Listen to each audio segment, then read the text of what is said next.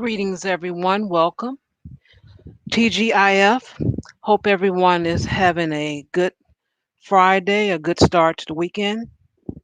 Um, it has been a little tough.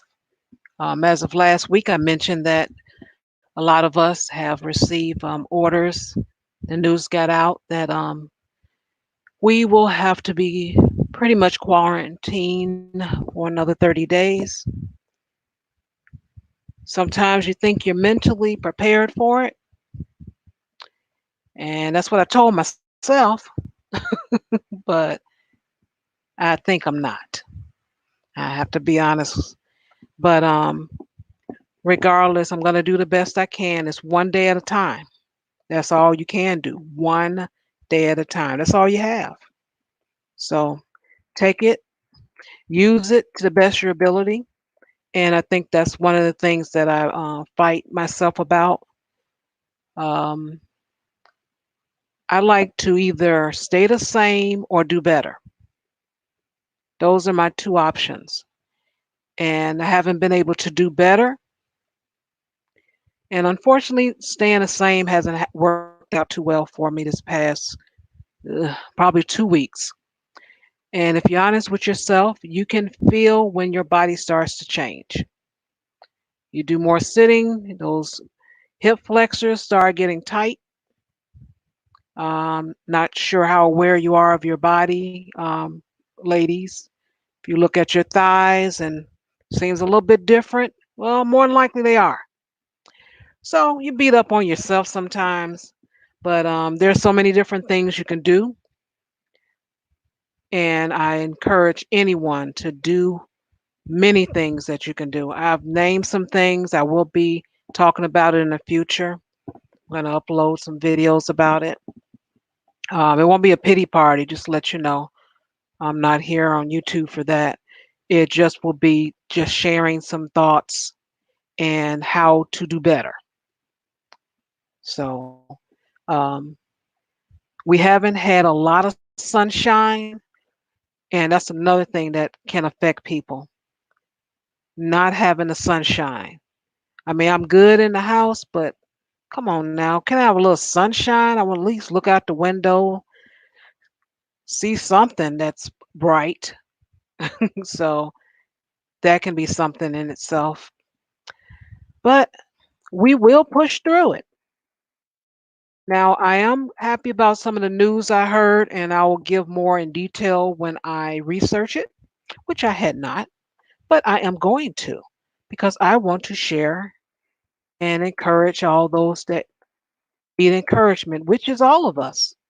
In so many different places. And I, again, thank you all for coming in, tuning in, because you can be anywhere. You can choose to be down the street where they're serving candy and different things.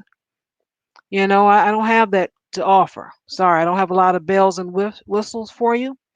I have some information, I have some love for you, and it's genuine. That's all I have. And I hope that'll be enough to keep you all around and interested to hear some of the content that I have to offer on this channel. A lot of us are in the gig economy, and I was a little concerned about those people last week when there was nothing or something that was in the bill that was kind of hinted at, but it wasn't definite. But now they definitely have it where if you are a sole proprietor, an independent contractor, or self employed, so that's all the taxi cab drivers and all of that, you guys now are eligible for unemployment benefits. So I was really happy mentally to hear that. Now it's under the CARES Act, and as far as how much you would get, that depends on your city, of course. And there's also loans that are offered to you all that fall under that category. Also, something called the paycheck production. Okay, it's the three P's. Let me start again. Paycheck protection program. Now that I did not look up, I cannot tell you anything about that. I didn't get a chance to. Shame on me. But I will have some details soon because I'm gonna do a detailed video and give you that information. Also, I got word because I got an email that the banks are closed. Your friendly local bank said, "Hey, during this time, don't come in here coughing. You can do everything you need to do online, uh, and we ask that you do that." So that can scare some people. Like, what? I can't get access to my money. Oh, as of now, you can get access to it, but the future, I don't know, and I'm not trying to scare anyone. But yeah, the banks are closed. The number of people, just in general, and this count is as of I think yesterday, 6.6 million people that filed from last week. That's not even including this week, but that was the count that they gave us yesterday. 6.6 million people are filing for unemployment benefits. And I have a chart. I'm going to put that probably in a video. Um, and it shows that we are at recession levels um, because the number of people and the number of people file is just where we are.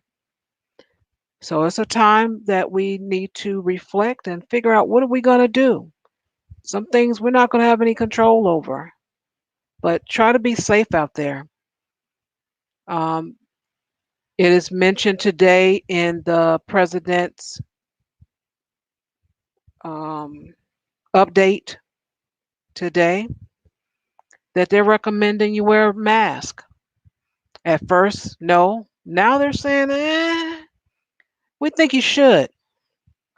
So you have access to a mask, go ahead and put it on. You know, it's better than not at this point. Some states and cities are just suffering with the number of people that's infected and dying. It's something else. You know, that's just no good news at all. Ugh. Um, Also, I said the channel didn't have any candy for you. That's only because my piggy bank is a little low. But I'm going to get some candy for you guys one day. I promise. I'm going to hand out candy. I'm going to be the only channel that's handing out candy. Right now, I'm just trying to stay afloat. Um, I also stream on Facebook at the same time, just trying to promote the channel, get out there that people have a place to come and chit chat, no BS. I don't tolerate it. That's just not my purpose here. So I don't offer that type of thing here. So I'm just trying to stay afloat. $25 a month. That's what it costs for StreamYards for the monthly thing. So that's my aim, and that's what I'm looking for. It will come. I know it's gonna come. What you talking about? Candy bad for you? They got all kind of candy out there. Peppermint. Can we have some peppermint? And you can have a little bit of something anyway.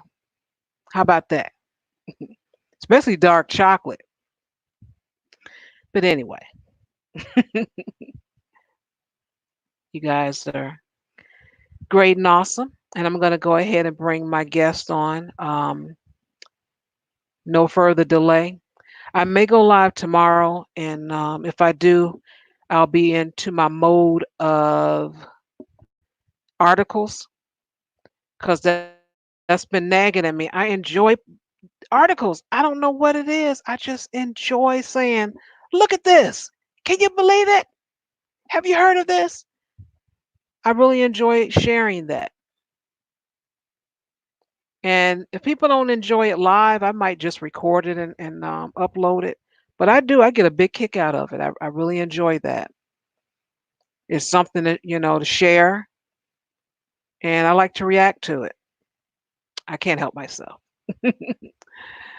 But in the title, how do you deal with a smothering mother? Well, a lot of men have experienced this. They didn't like it. I have a guest share his experience. I think he's a fine young man, so it worked out. He was able to do pretty well. So I'm going to bring him to the show, and let me bring him on. Oh, and also we have a classy, classic Ruby, everyone. Yay! Welcome, Ruby. Welcome, Shadra. How are we? Good Good. evening, everyone. I'm well. How's everybody Good else doing evening. tonight? Good evening. Good evening. I can't wait to hear your story. Well, let's see where I start off. I was born in New York. My mother was from the islands. Father had spent some time in New York. They met in, well, they had known each other from, my father has family in the islands too, so that's how that works. Um, and when my mother got pregnant with the children, she decided it would be a good idea to take the children back to the islands because, she didn't want them growing up in the bad atmosphere that was New York City. Overprotection number Oh, one, right? I can see why she did it because there's a lot of violence, there's a lot of things going on in New York you might not want to raise a child in, but it also mm, limits the amount of opportunities that child has for exposure to the rest of the world. From there, mm. I grew up in a house in which we had bars on the windows, we had a barbed wire fence, we had an alarm system, we had dogs outside in the Virgin Islands, Hmm. where the crime rate's relatively negligible compared to most other places in the United States. And as a child growing up, my mother was always, "Hey, don't do that. You're going to hurt yourself." "Oh, I don't, don't climb that tree." Things that boys want to do. "Oh, don't climb that tree. You're going to hurt yourself." "Don't do this. You're going to hurt yourself." When I went to the school in the mornings and tried to play basketball with the other kids, "Oh, no, don't do that. You're going to hurt your knee." Oh, So, wow. fast forward a couple of years, I'm in elementary school and I'm the chubby kid because I wasn't out and active because she didn't want me hurting myself. Yeah. There are some pluses to that and some minuses to that. Her belief was also that if you're a young boy, you should be able to clean your entire plate. We don't throw away food. So, "Oh no, you're looking too skinny. Come over here and get some more food." Well, that has its negative effects too. Yeah. When everybody else is picking people for dodgeball and you're picked last because of your mother's choices early on. Well, you're the fat kid. You're the fat kid. No, it Hmm. wasn't that I couldn't Okay. run or anything like that. It's just I was the chubby kid. Hmm. Mm. And it was, later in the elementary school career, doing things like steel pan, soccer. You know what I was in? I was in chess club because it was safe. Oh. Oh. That's sad. I mean, You did know, you my like yeah, chess though? Like, did you like it or? I like chess, but when they had soccer, I'm like, hey, I want to go. But no, no, no, no, you're gonna hurt yourself. Mm, mm, okay. In soccer. Oh, okay then. It's a Mm. very dangerous sport. God. Very, I was so I have an older sister before. I have a younger brother under me, but because I was my mother's firstborn son, she needed to protect her son from the entirety of the world because her son's gonna get attacked and killed or whatever, right? Ah. And as time led to me being a little bit more awkward in social interactions than the other kids because these are the kids who've gone out, played basketball in the morning, gotten into their scuffles, gotten a lot more, I guess you could say, experience in dealing with people. Whereas Mm. I knew two things. It was church and home. Church schoolings. And, my mother being the Mm. devoutly religious person she was, at any time where a young boy child tries to have any moment of self-thought and or what she considered rebellion, it was the devil trying to take her child from her. Mm. I gave all my Wow. children back to God, and this rebellious spirit inside of you, I'm going to pray for you. Boom shakalaka laka. Gotcha. Yeah, Mm, yeah. And that's with the island twist. I know exactly what you're talking about. I know exactly what you poor thing. Mm. so there was a lot of that going on up until I get to about junior high school. Now I was a fairly good student. When I say fairly good student, I was always in the honors or advanced classes.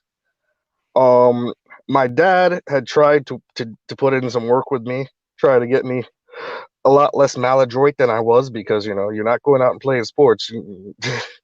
You're a little bit Mm. you're tripping over yourself, really. They used to call me bent hand growing up, right? Because I wasn't going out and throwing the ball with people, so I didn't know how to throw. Didn't have the coordination. I would try to throw the ball straight. The ball would end up going, at a 35-degree angle off to the right.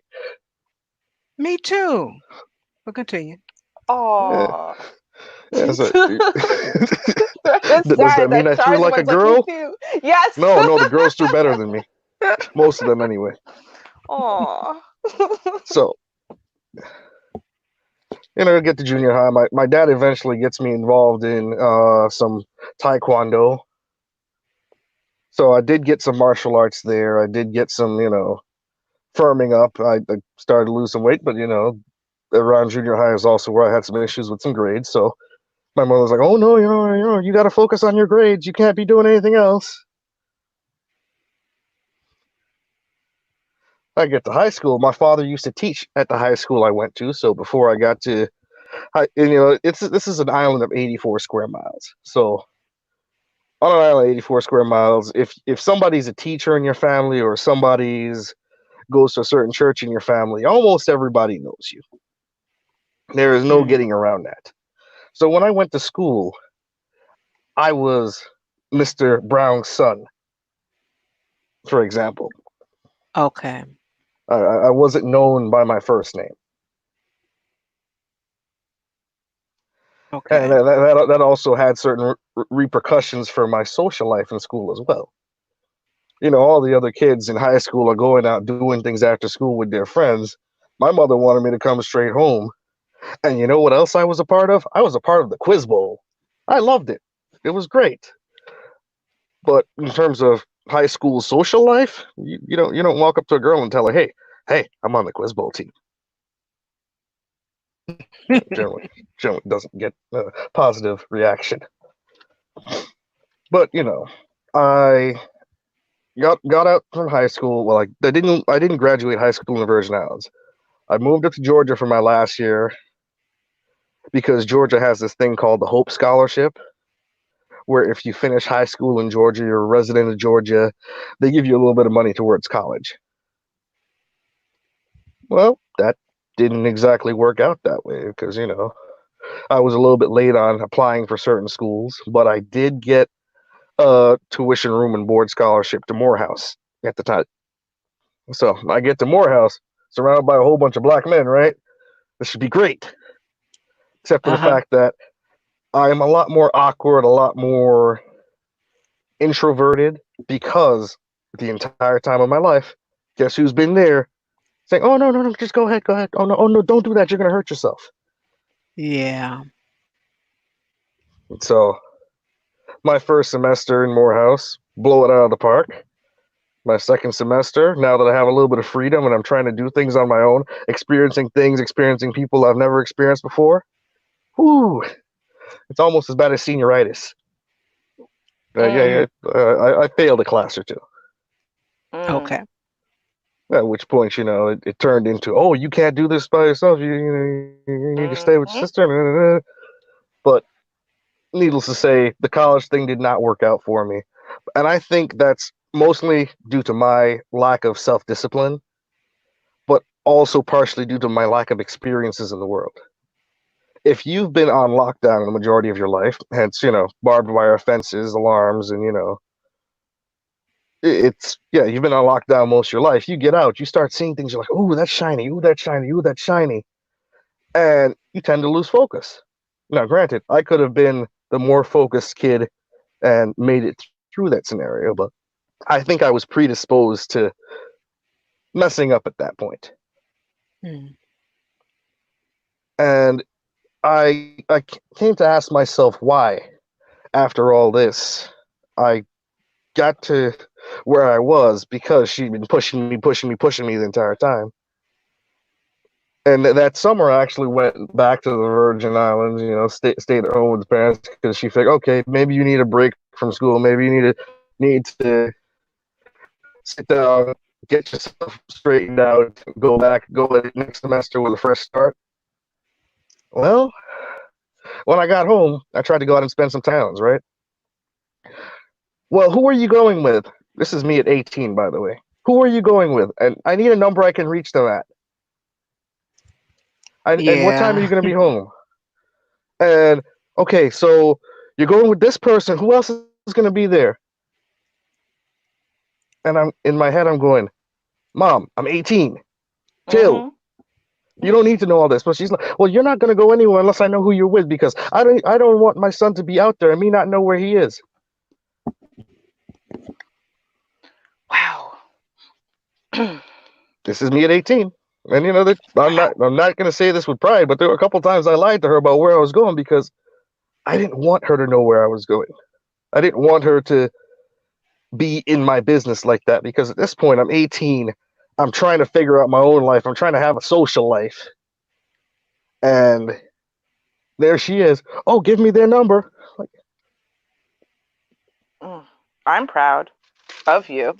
That's but damn. Yeah. I started to look into the why, right?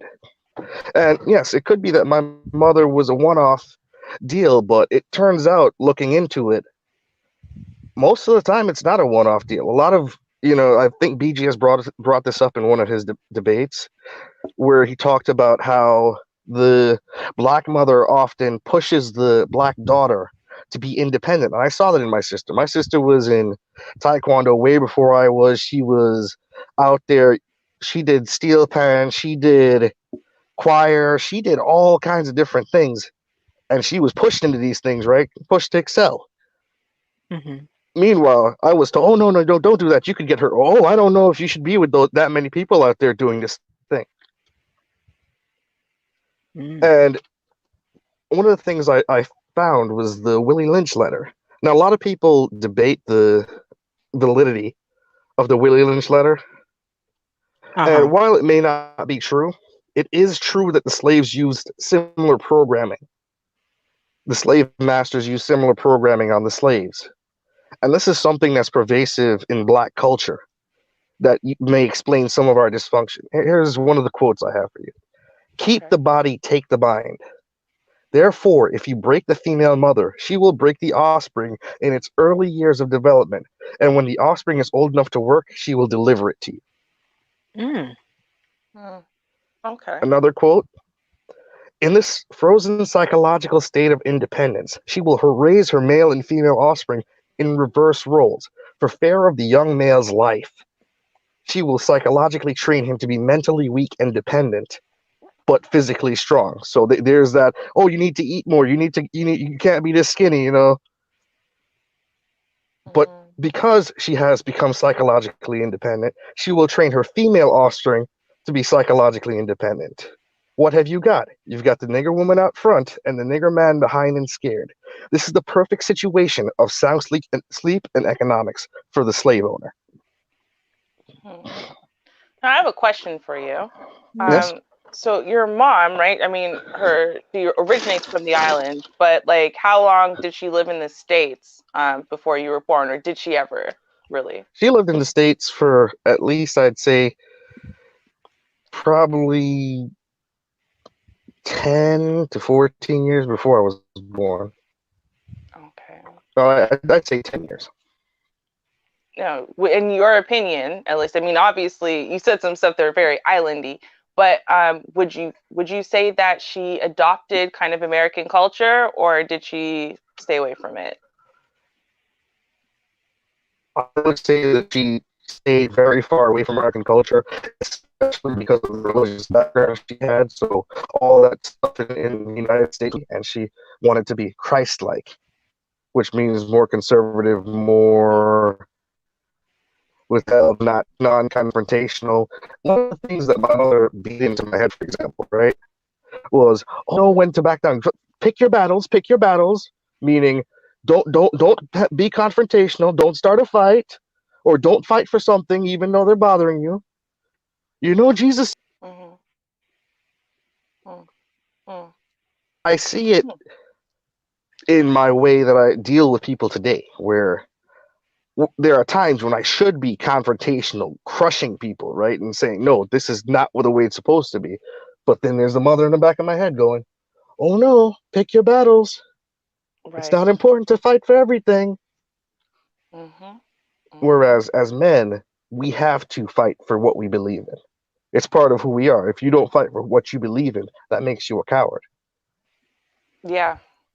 Okay. Well, before we get into any more questions, could you continue on telling us I don't want to say where it ended, but more to the part where you actually got free, I guess you would say, and then I'll open up the panel so people can come in and have a conversation. Okay.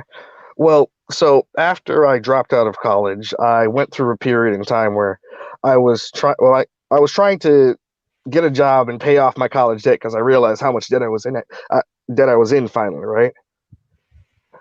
I Hmm. started working at car dealerships in Georgia, right? Because they say, okay, you know, your car deal. If you work as a car at a car dealership, you can make up to six figures as a as a car salesperson, right? It's commission based. The more more cars you sell, the more money you make.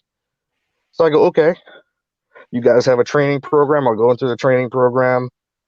And,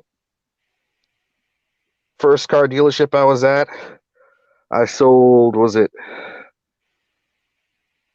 six? Well, I think I sold six cars, got credit for four. But after I was trying to sell a car to an Indian guy, who didn't, how the Indians like to haggle. And the deal fell through because he told them I told him a certain percentage. I said, hey, I think it might be this percent, but I'm not sure. You have to check with this person because they have the current interest rates. And when he couldn't get the interest rate he wanted, he walked on the deal. So I was fired from that dealership. I also went to another dealership where I sold 5.5 cars the first month, sold eight cars the next month, and I was fired the next because I was I was outselling one of the manager's wife's sister's boyfriends. The good old boy club. Okay. So it's with the numbers that you're giving us, are you saying this was showing that you were getting better as far as interacting with people? Is that what Yes, you're okay? All right. I was getting Continue. better at interacting with others, and I was actually somewhat proficient. And after I got fired from that last dealership, I actually had a friend that I made, an older white guy from Georgia, who he said, hey, I hear they've got jobs out there in North Dakota, right? Even if it's a coal mine, there's a light at the end of the tunnel. Hmm. So I came out here in April of 2013, and when I came out here, I was already in a state where I was gonna make it or die trying, basically. And I didn't reach out to my mom and ask for help. I didn't reach out to my dad and ask for help. I came out here without a place to stay, without I had a job interview that following Monday, and that was it. So for a period of about 2 weeks, there was a church out here that used to let people sleep in the church because I came out here not knowing anything about North Dakota and realizing that it's the frozen tundra. So I stepped off the bus in April, right? And I looked up and there was white stuff hitting me in the face. I'm like, it's April. It should be springtime. There shouldn't be this. Nope, this is North Dakota. And Okay. I, for about a week, I slept on the floor of the church. After that, I didn't sleep on the floor of the church because I was working nights, which means I couldn't have slept there. Mm-hmm. So I found places to catch naps, and I was homeless for a period of time. But I basically dragged myself up. First paycheck, I got a bike. I got a motel room, one of those that you could pay weekly for. And what that forced me to do was it forced me to take care of myself. I didn't have that safety net of my mother anymore. I didn't have the safety net of anything else. So if I failed, I failed. Right? I lost my phone. I didn't have much of anything at that time. And by doing that, I gained a lot of faith and confidence in myself that I didn't have going into life before. Okay. Mm-hmm. Because all throughout my life, up until the age of, I'd say, 20, my Mm-hmm. mother was always there, oh, yeah, yeah, yeah. Oh, if you need any money, I'll be right there, honey.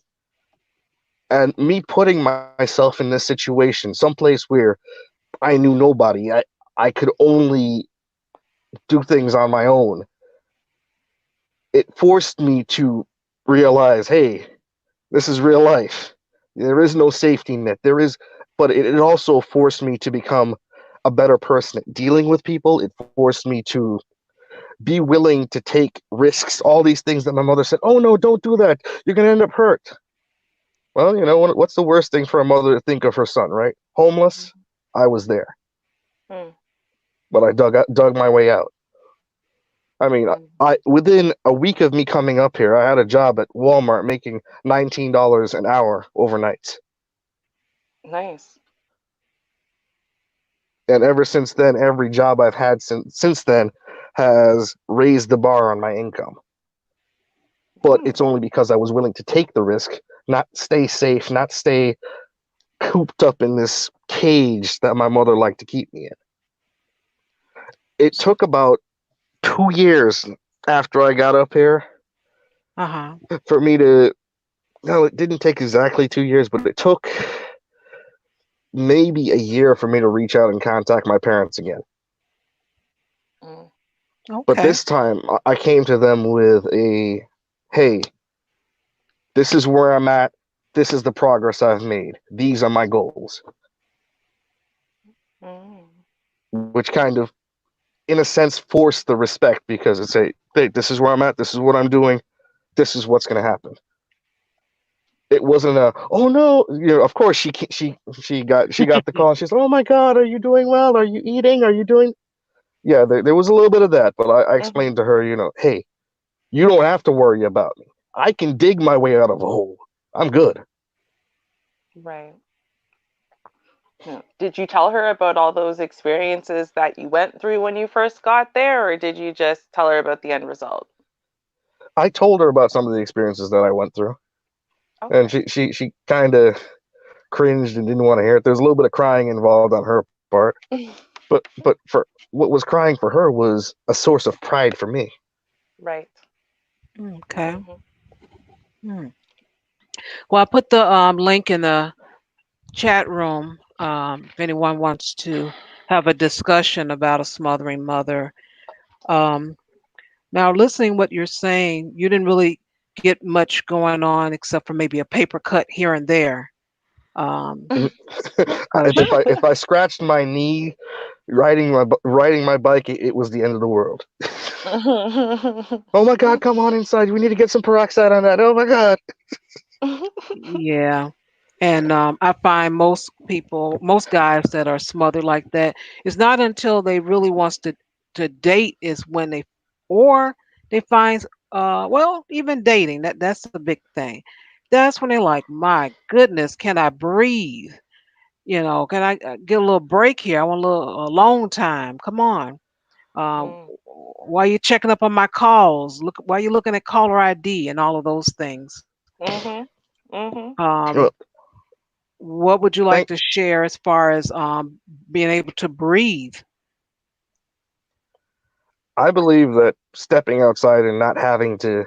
So the majority of my time, all throughout junior high and high school, I looked at a relationship as not even an option because my sister got pregnant her first year out of high school, which means that the microscope was on me, Ah, and everybody knew me as Mr. Brown's son. So I'm not going to be the one who. I looked at a girl sideways. The teachers go, "Oh, Victor likes that girl, huh?" dun, dun, dun, dun. Then the word got out. You got So home, I didn't even try. Yeah, I get home and my mom was like, "Oh, you like this girl, don't you?" What? word travels fast. So I wasn't even trying for any kind of relationships in junior high and high school.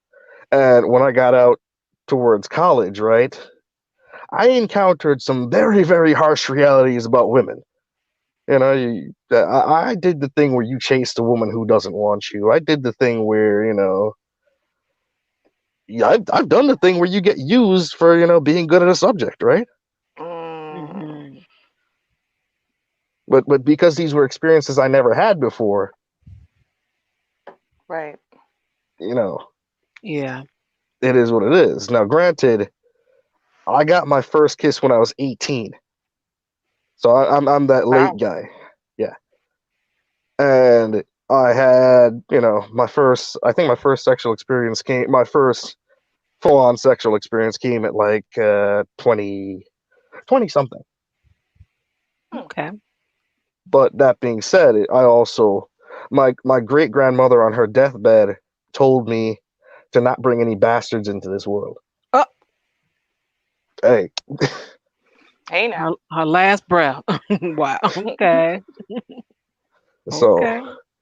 I've stayed true to that. But I've also had interesting, non-relationship relationships. You get friends with benefit situations going on. You get, people that you reach for, and then you get the people who you're kind of in a relationship with, but you don't put labels on it.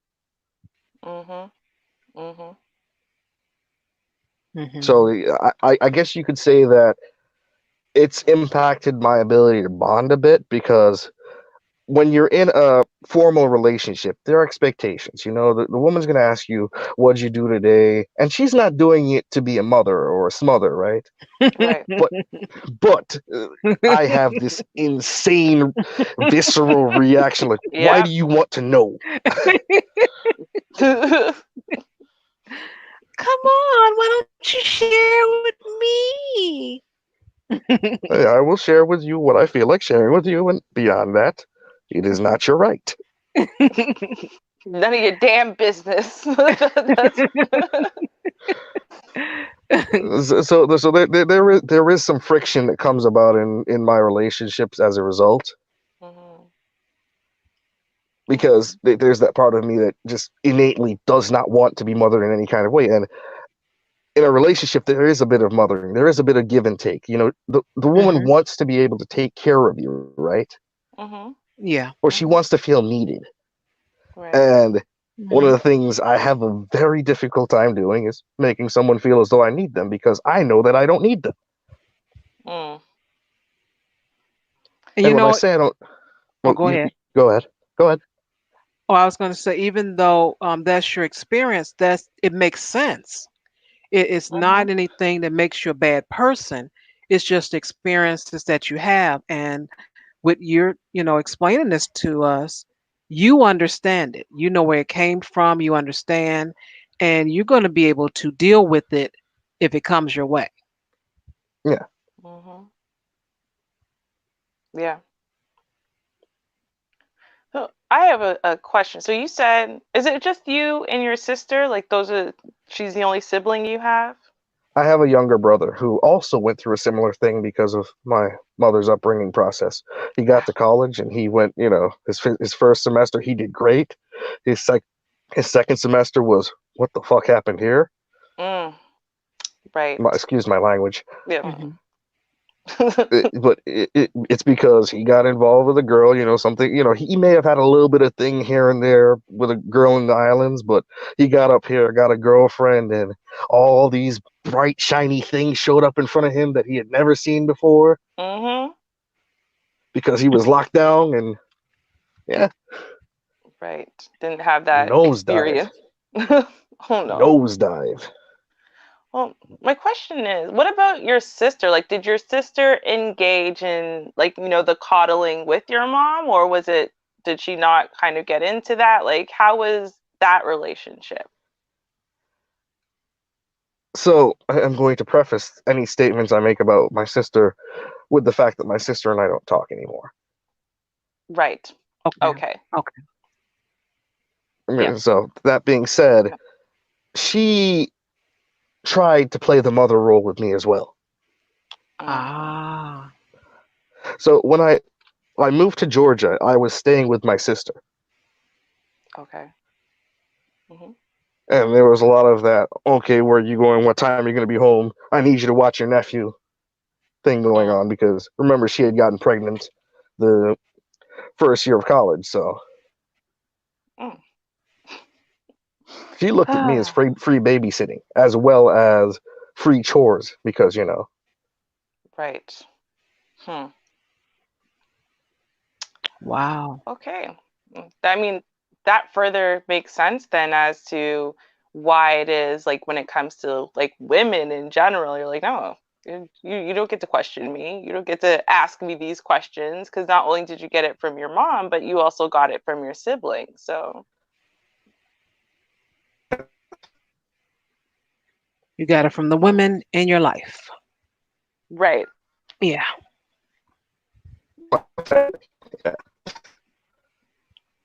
Uh-oh.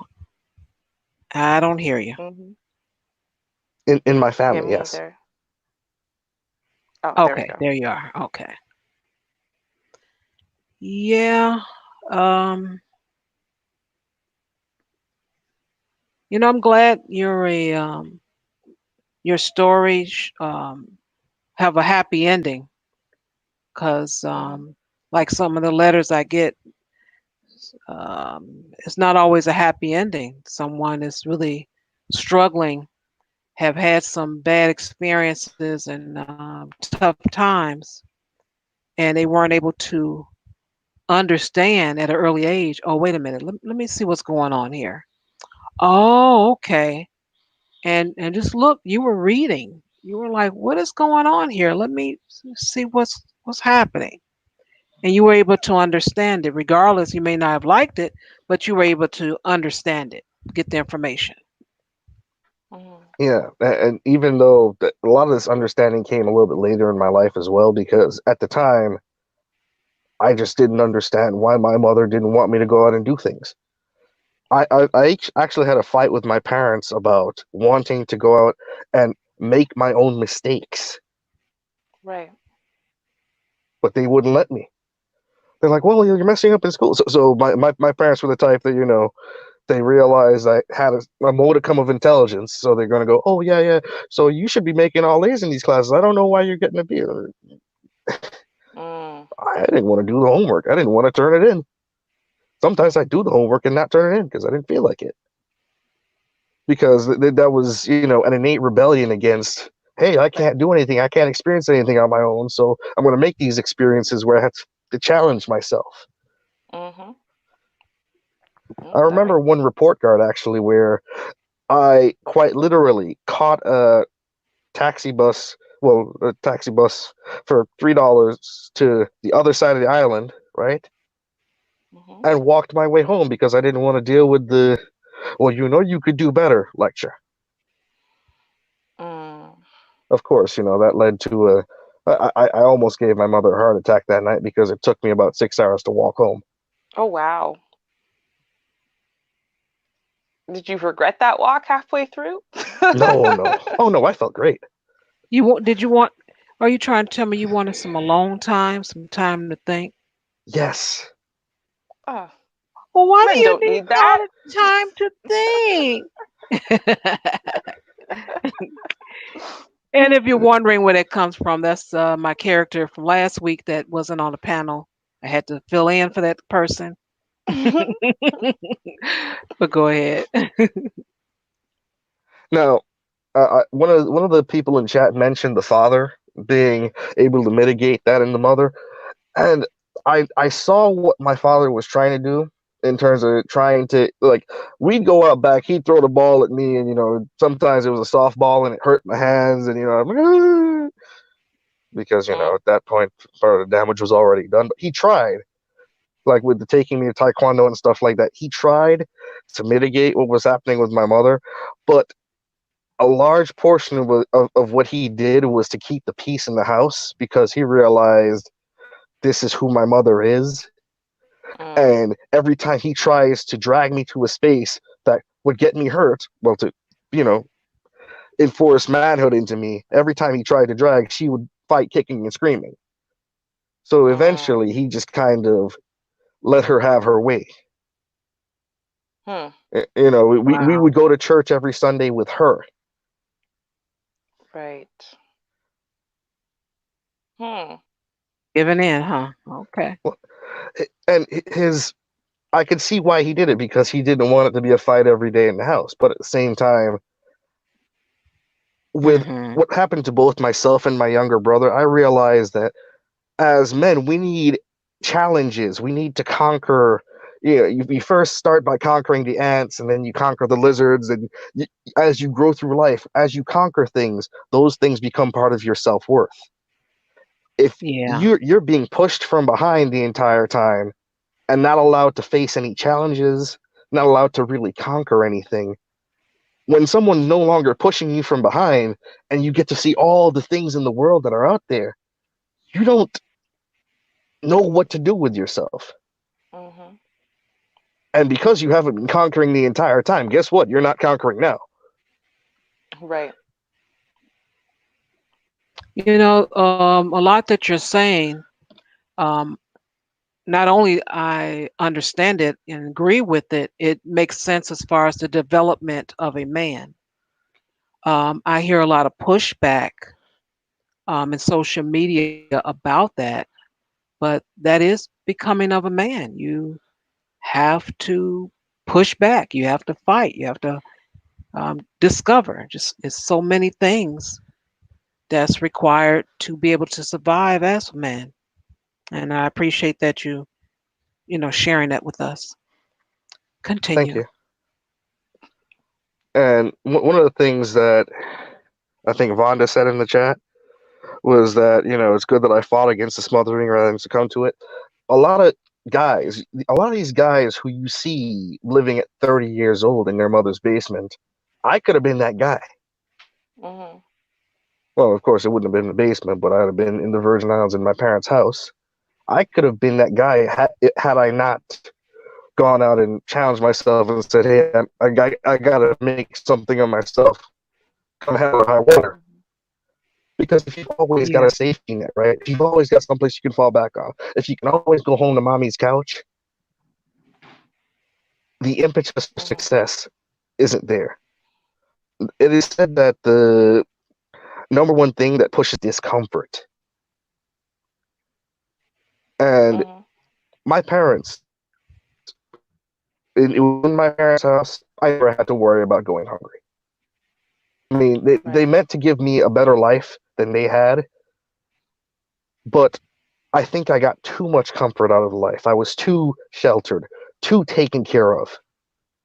Oh, honey, it's all right. If you fail, we'll just try again. At some point, it has to not be all right for you to fail. At some point, you have to feel some kind of pain, some kind of consequence. Yes. So, because you said basically, I mean, it took you like a week. I mean, I don't think most people have a story where they have a turnaround of a week. Like, hey, I did this for a week and I was like, nah, this ain't for me. And by then you got a job. But my question would be, within that week, like afterwards, did your entire mindset change all at once? Did it change in bits and pieces? Did you have to kind of grow up all at once? Did you grow up in bits and pieces? How did that work for you? I believe it was the willingness to be homeless that changed things in me, actually. Okay. It wasn't just the 1 week that it took for me to change from this person who was dependent on other people my entire life.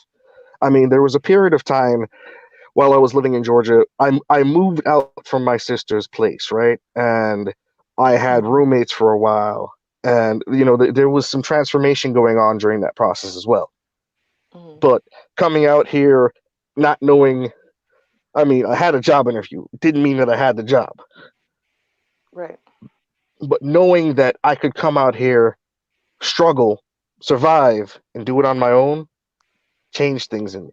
It's like, okay, I don't need this mother who's sitting there worrying about whether or not I'm going to hurt myself, worrying about whether or not I'm going to eat. You know what?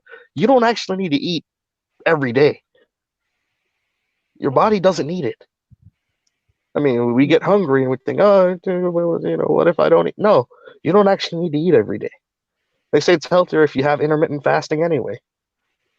But because we get caught up in this culture where we have so much abundance that we think, oh, there's going to be something wrong if I go hungry for a little while.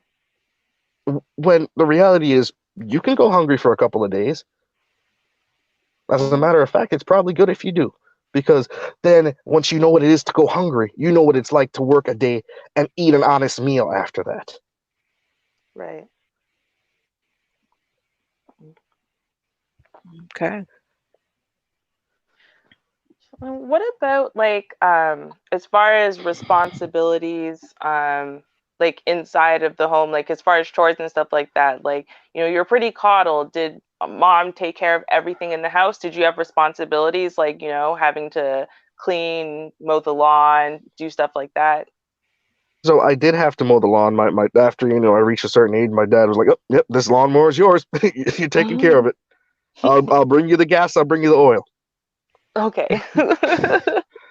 But I did have, the responsibility to. It was always the eldest child's responsibility to wash dishes. So in that way, my parents did benefit me in terms of, my dad sat me down and said, "Hey, you're not going out into life and needing a woman to cook for you. So I'm going to teach you how to cook." Okay. Okay. So there were certain things they did that, prepared me for life outside of the home, but at the same time, I didn't ever have a need to use all those skills until I was out on my own. Right. Okay. That makes sense. If you know anything about a skill, until you test a skill, you can't be sure in it. Very true. Okay. Did you find it overwhelming? Like, did you find, like, when you were out there alone for the first time, now you've got your own place, your own job, your own everything, and everything is on you, cooking, cleaning, the everything. Did you find that overwhelming at first, or was it a relatively easy adjustment? I actually don't think it was overwhelming at all, because I have this. One of the things that built in me, I have this mentality: if it's my mess, I clean it. Don't anybody else do it for me. Which is also an issue when you have relationships with people, but someone wants to clean up after you and you go, "No, don't touch that." You're like, "But why?" But I have this built-in thing in me where if I'm responsible for it, I know that I took care of it. Right. Okay. If I leave it up to someone else, it's like that group project where you leave something to someone else and they just completely flake off and don't do it.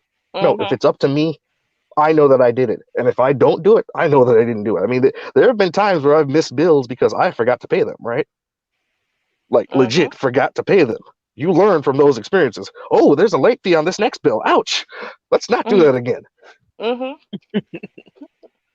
But once again, I'm okay with feeling pain if my actions were the cause of that pain.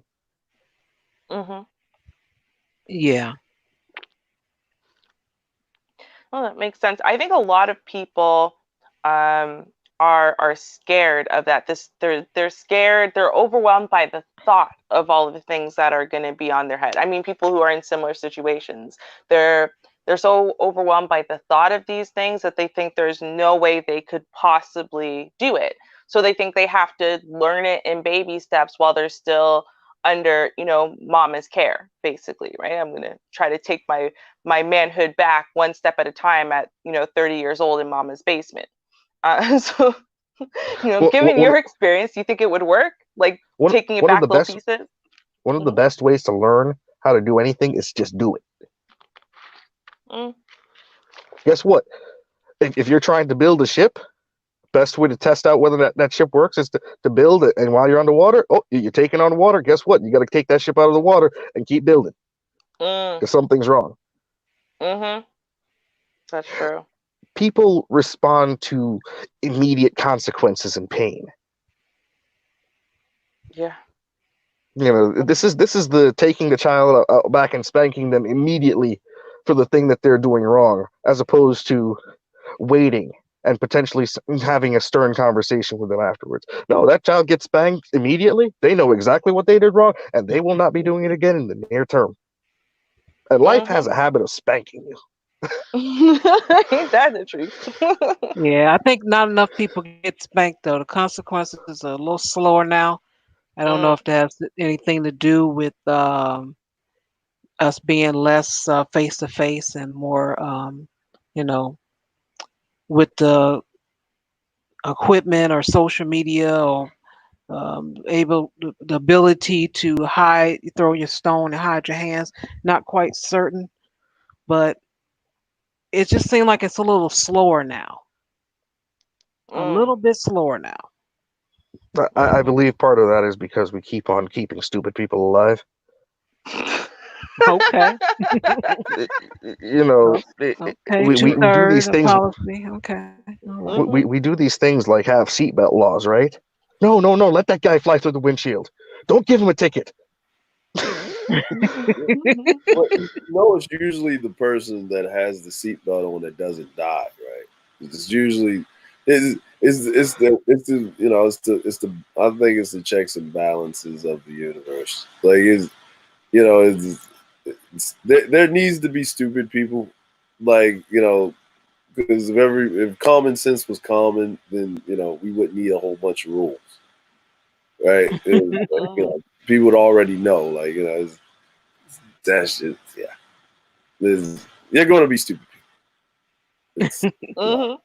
Just get and everybody's a hair's breadth away of having a stupid moment. Just a brain fart, this is just a brain fart,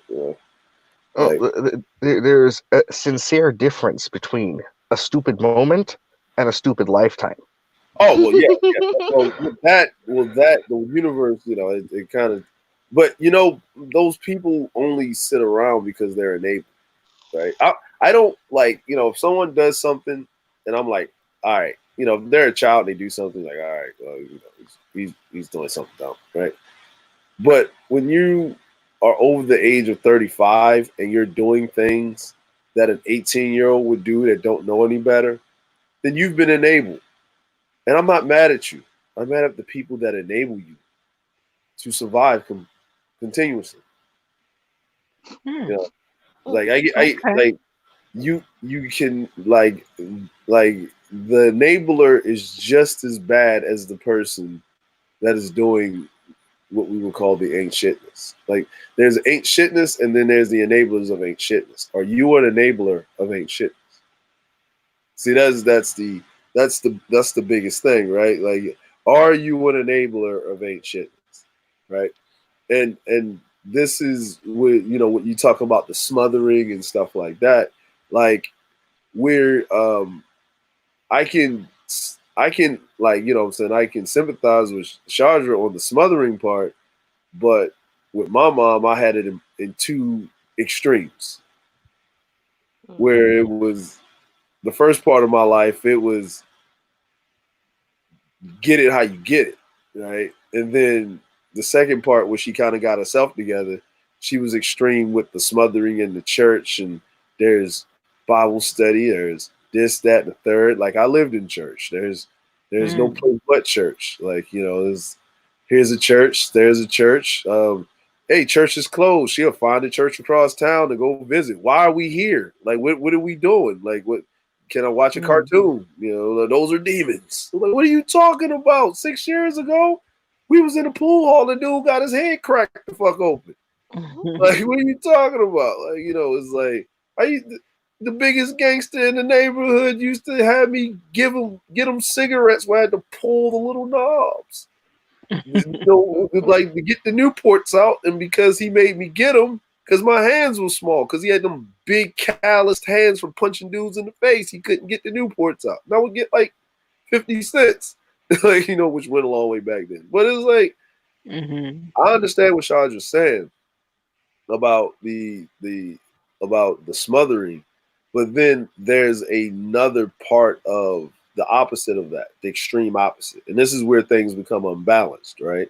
Where you have too much independence, right? And Okay. you know, as a child, right? So, and those are the ones where you see the kids just hanging out late night, just out there just doing whatever, right? Right? And then the oldest child, because the parent is just free roaming, they become the pseudo parent, but they don't know how to be children, right? They don't have that break, right? And when I would stay with my aunts or like my aunt, I got to be a child for a weekend, right? Like I got to be a child for a weekend, right? Like my mom used to give me quizzes, right? And she used to tell me stuff. She used to sit me down and she said, okay, life quizzes. I was like, okay, mom, life quizzes. She said, okay, it's the winter. I said, okay. She said, you only got enough money.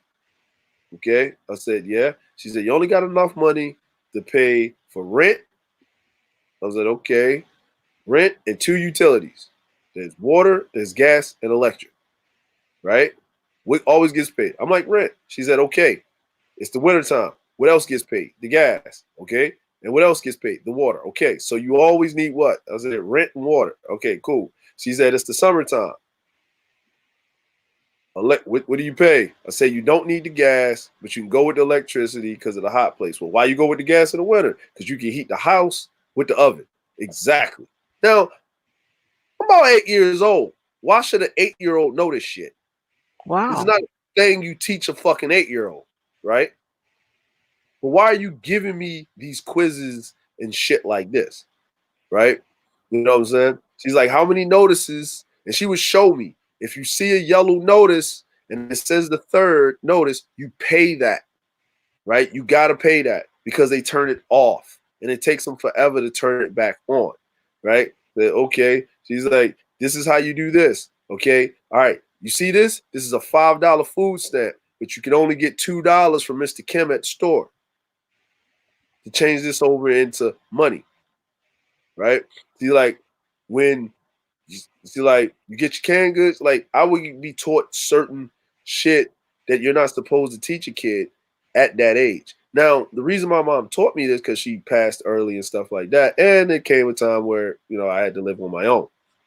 Now, before I had to. Now, the thing is that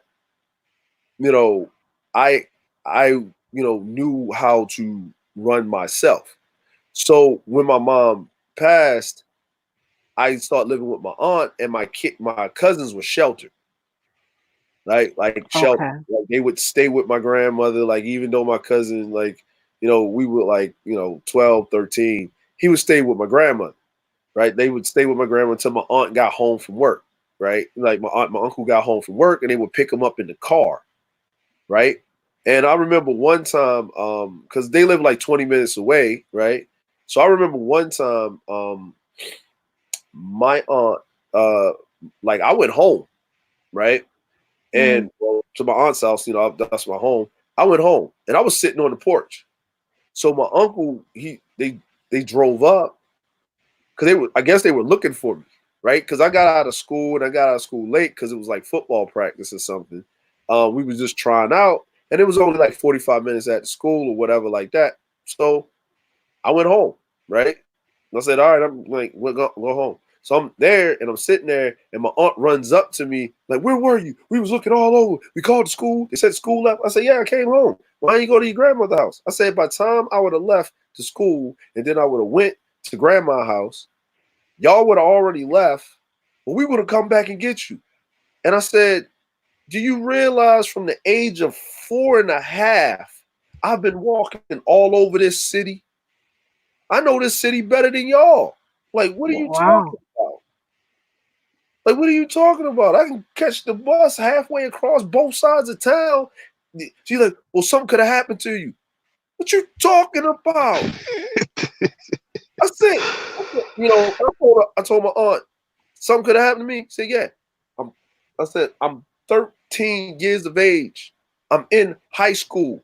I catch a bus from one county to the other side of the city, a bus and a subway.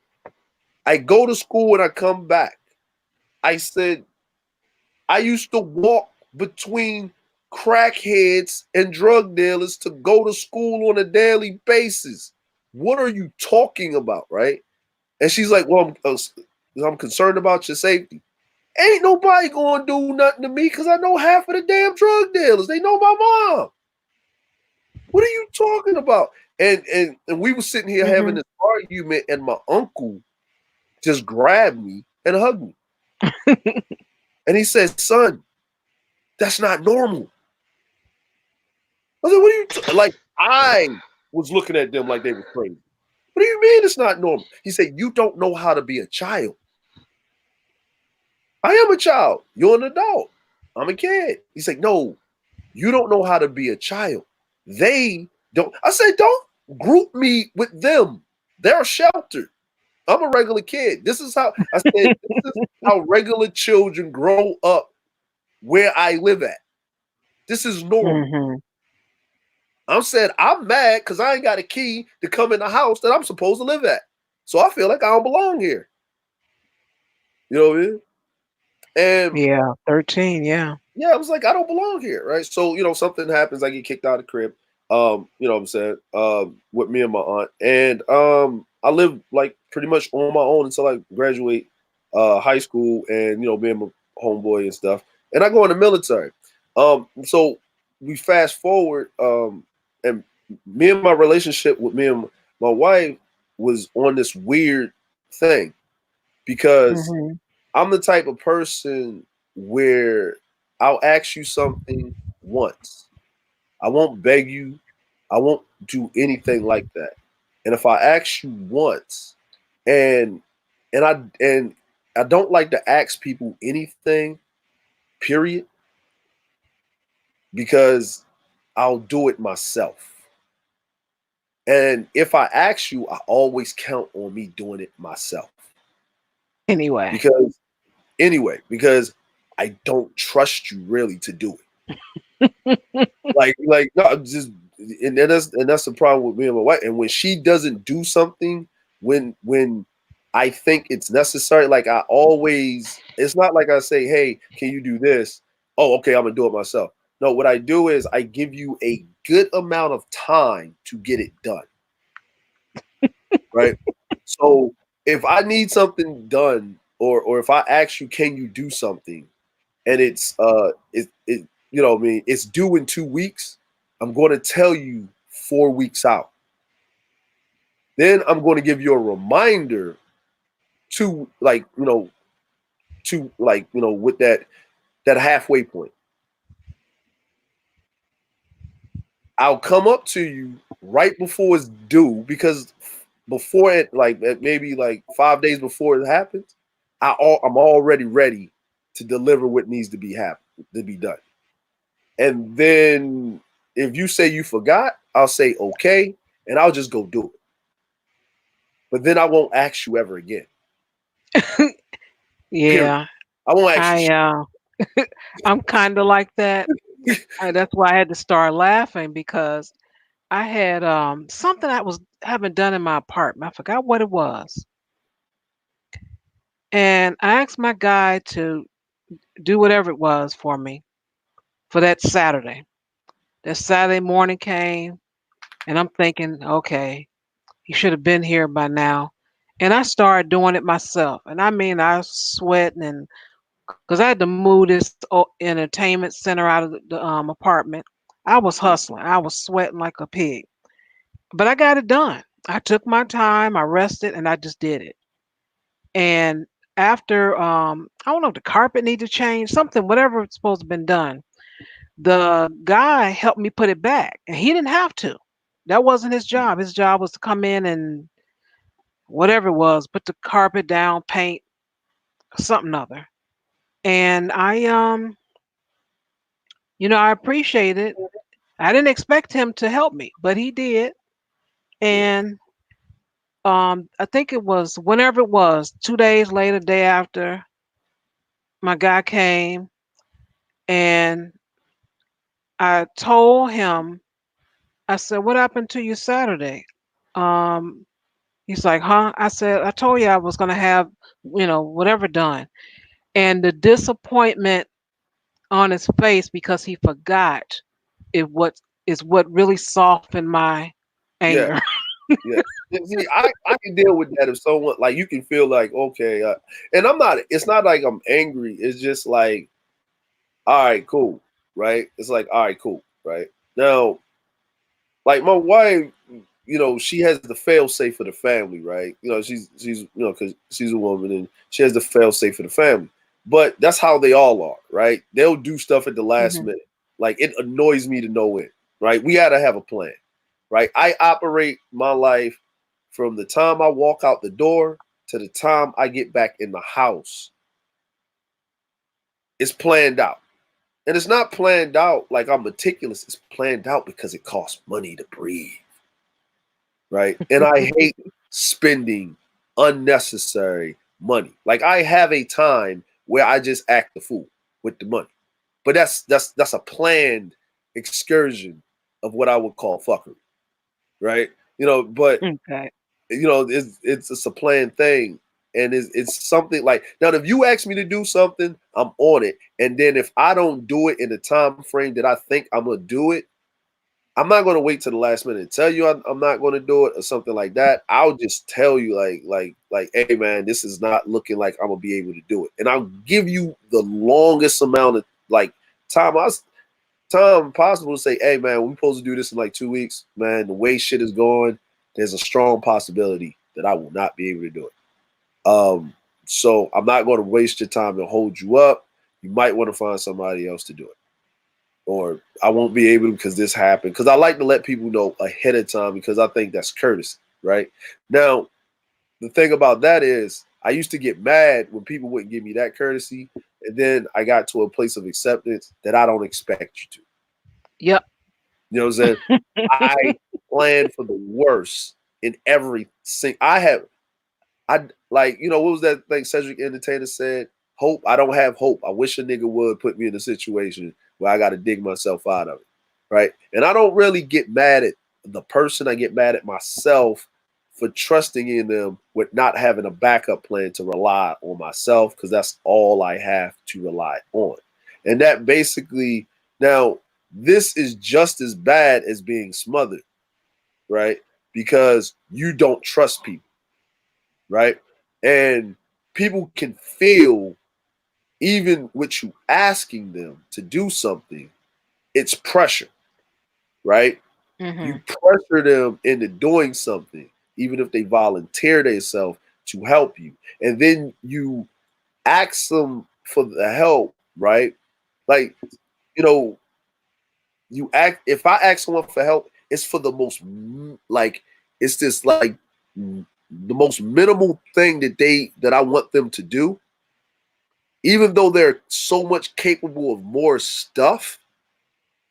It's just you have to prove to me that you can handle this little task before I will, like you said, you was huffing and puffing and pulling stuff and doing all this Yeah. by yourself, right? Right. Now, Yeah. if you was in that scenario, you probably just ask them, just take the books off the shelf, and I'll pull the whole thing out the door, right?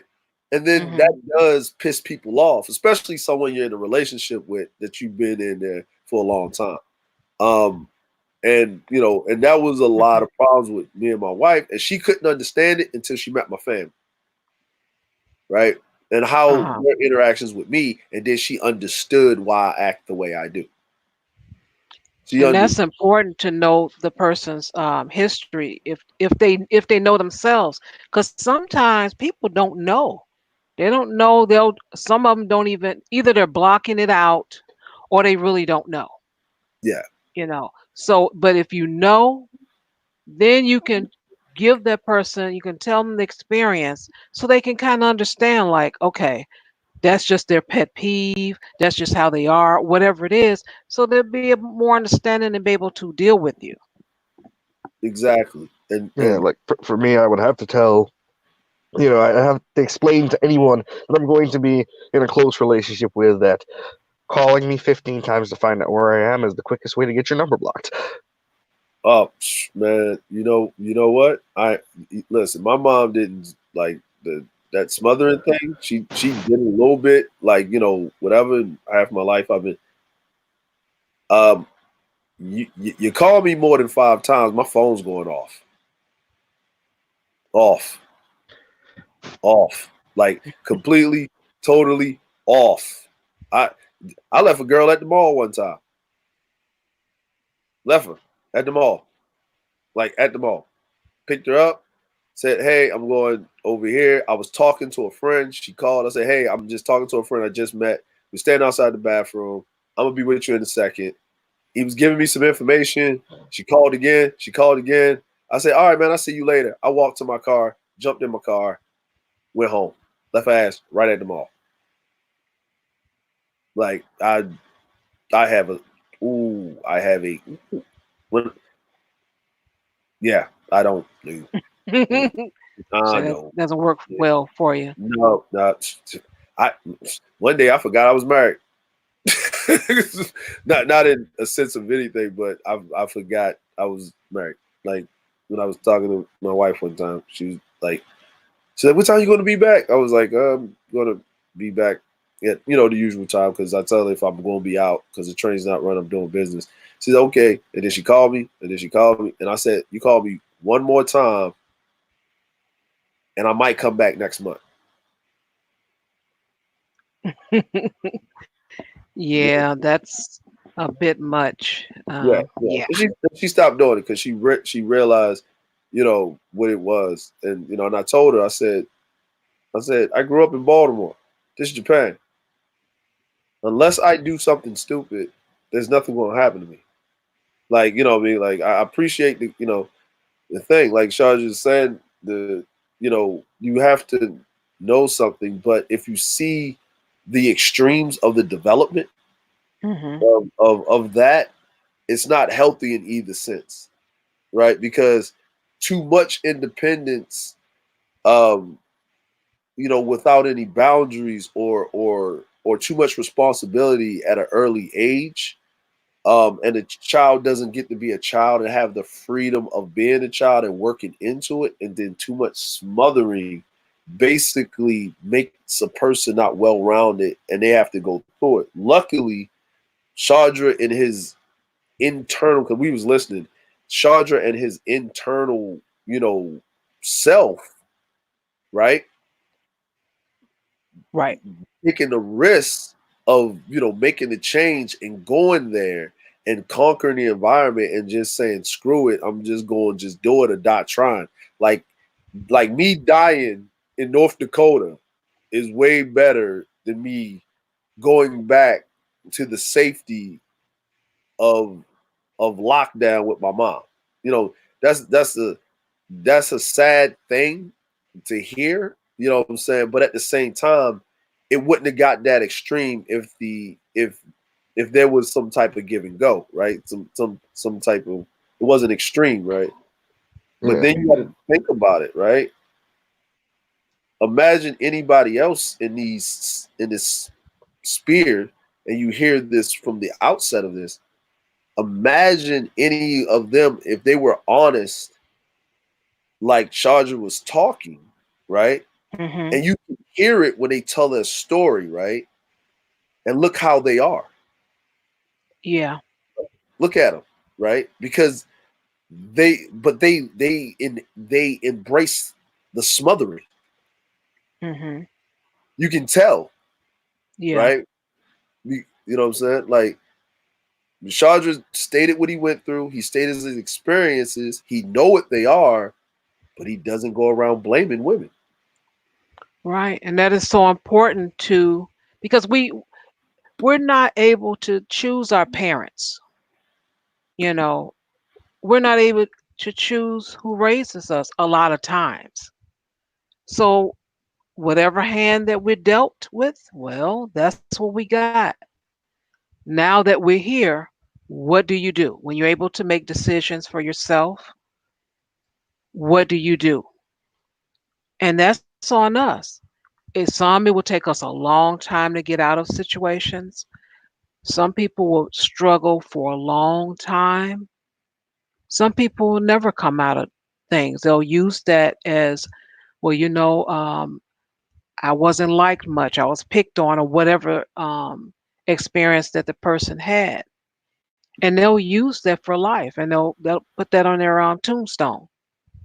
But you're going to have to choose to figure out who you are, why you're that way, what you're going to accept, and what you're not going to accept. I had a story. It's off a little bit about the um, this subject, but I'm going to share it anyway.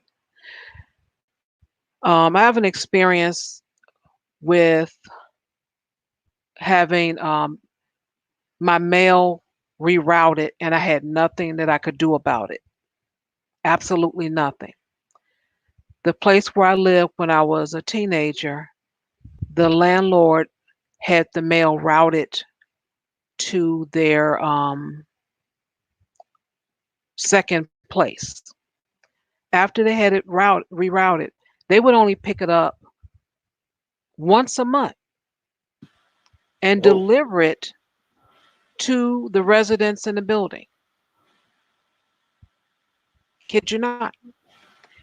It was known in the city of Chicago that this particular address did not get their mail but once a month.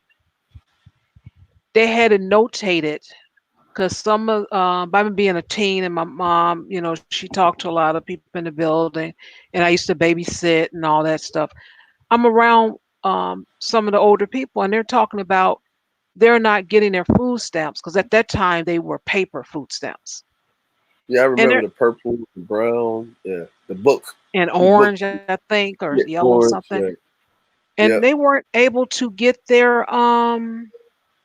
stamps because the letter, whatever letters went out to say that they had to go to their meetings or whatever it is they had to do the paperwork or whatever, they weren't able to go on time because when they got the letter, it was too late. So a lot of them were cut off.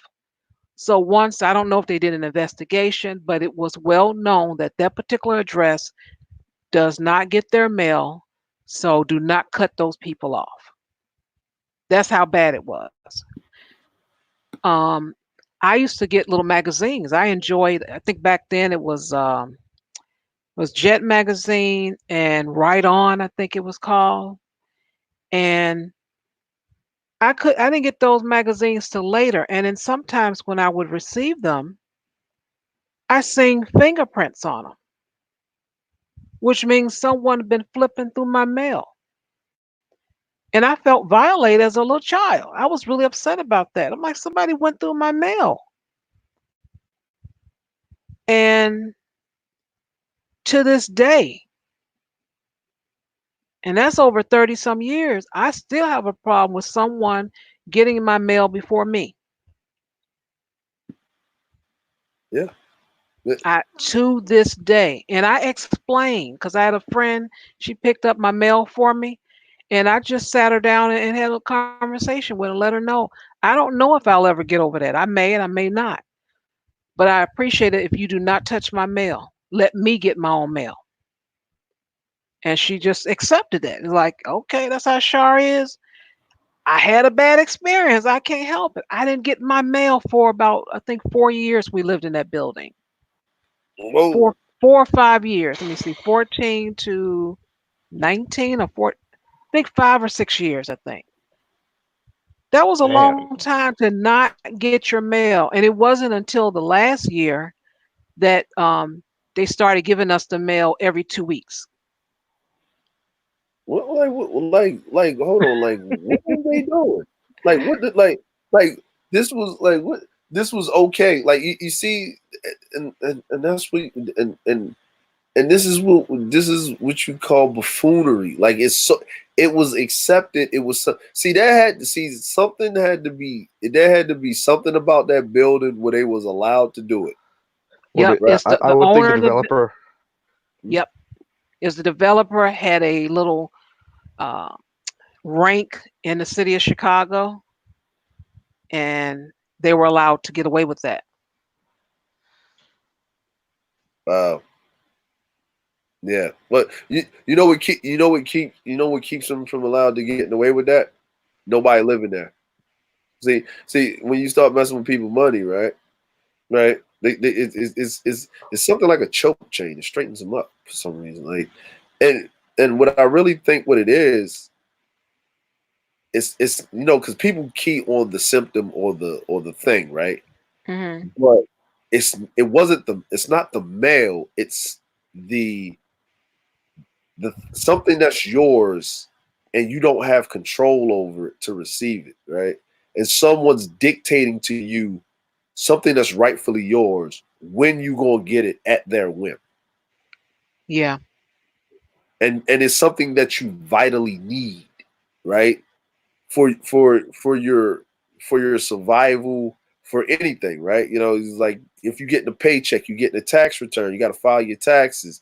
To the point where you got to do something extra, like go downtown and get a PO box so they can send it there, or send it to a relative's house where you live here, and then your mail got to go over there so you can get your mail, right? yeah, To operate. But why do I gotta be inconvenienced? Because this person is actually fraudulently taking stuff out of the mail and shifting through my mail and looking at stuff and actually getting intel and detail and data on for whatever reason. What is the point of doing that? Why are you disseminating? Why can't the mailman just come here and drop it in my box like he normally do?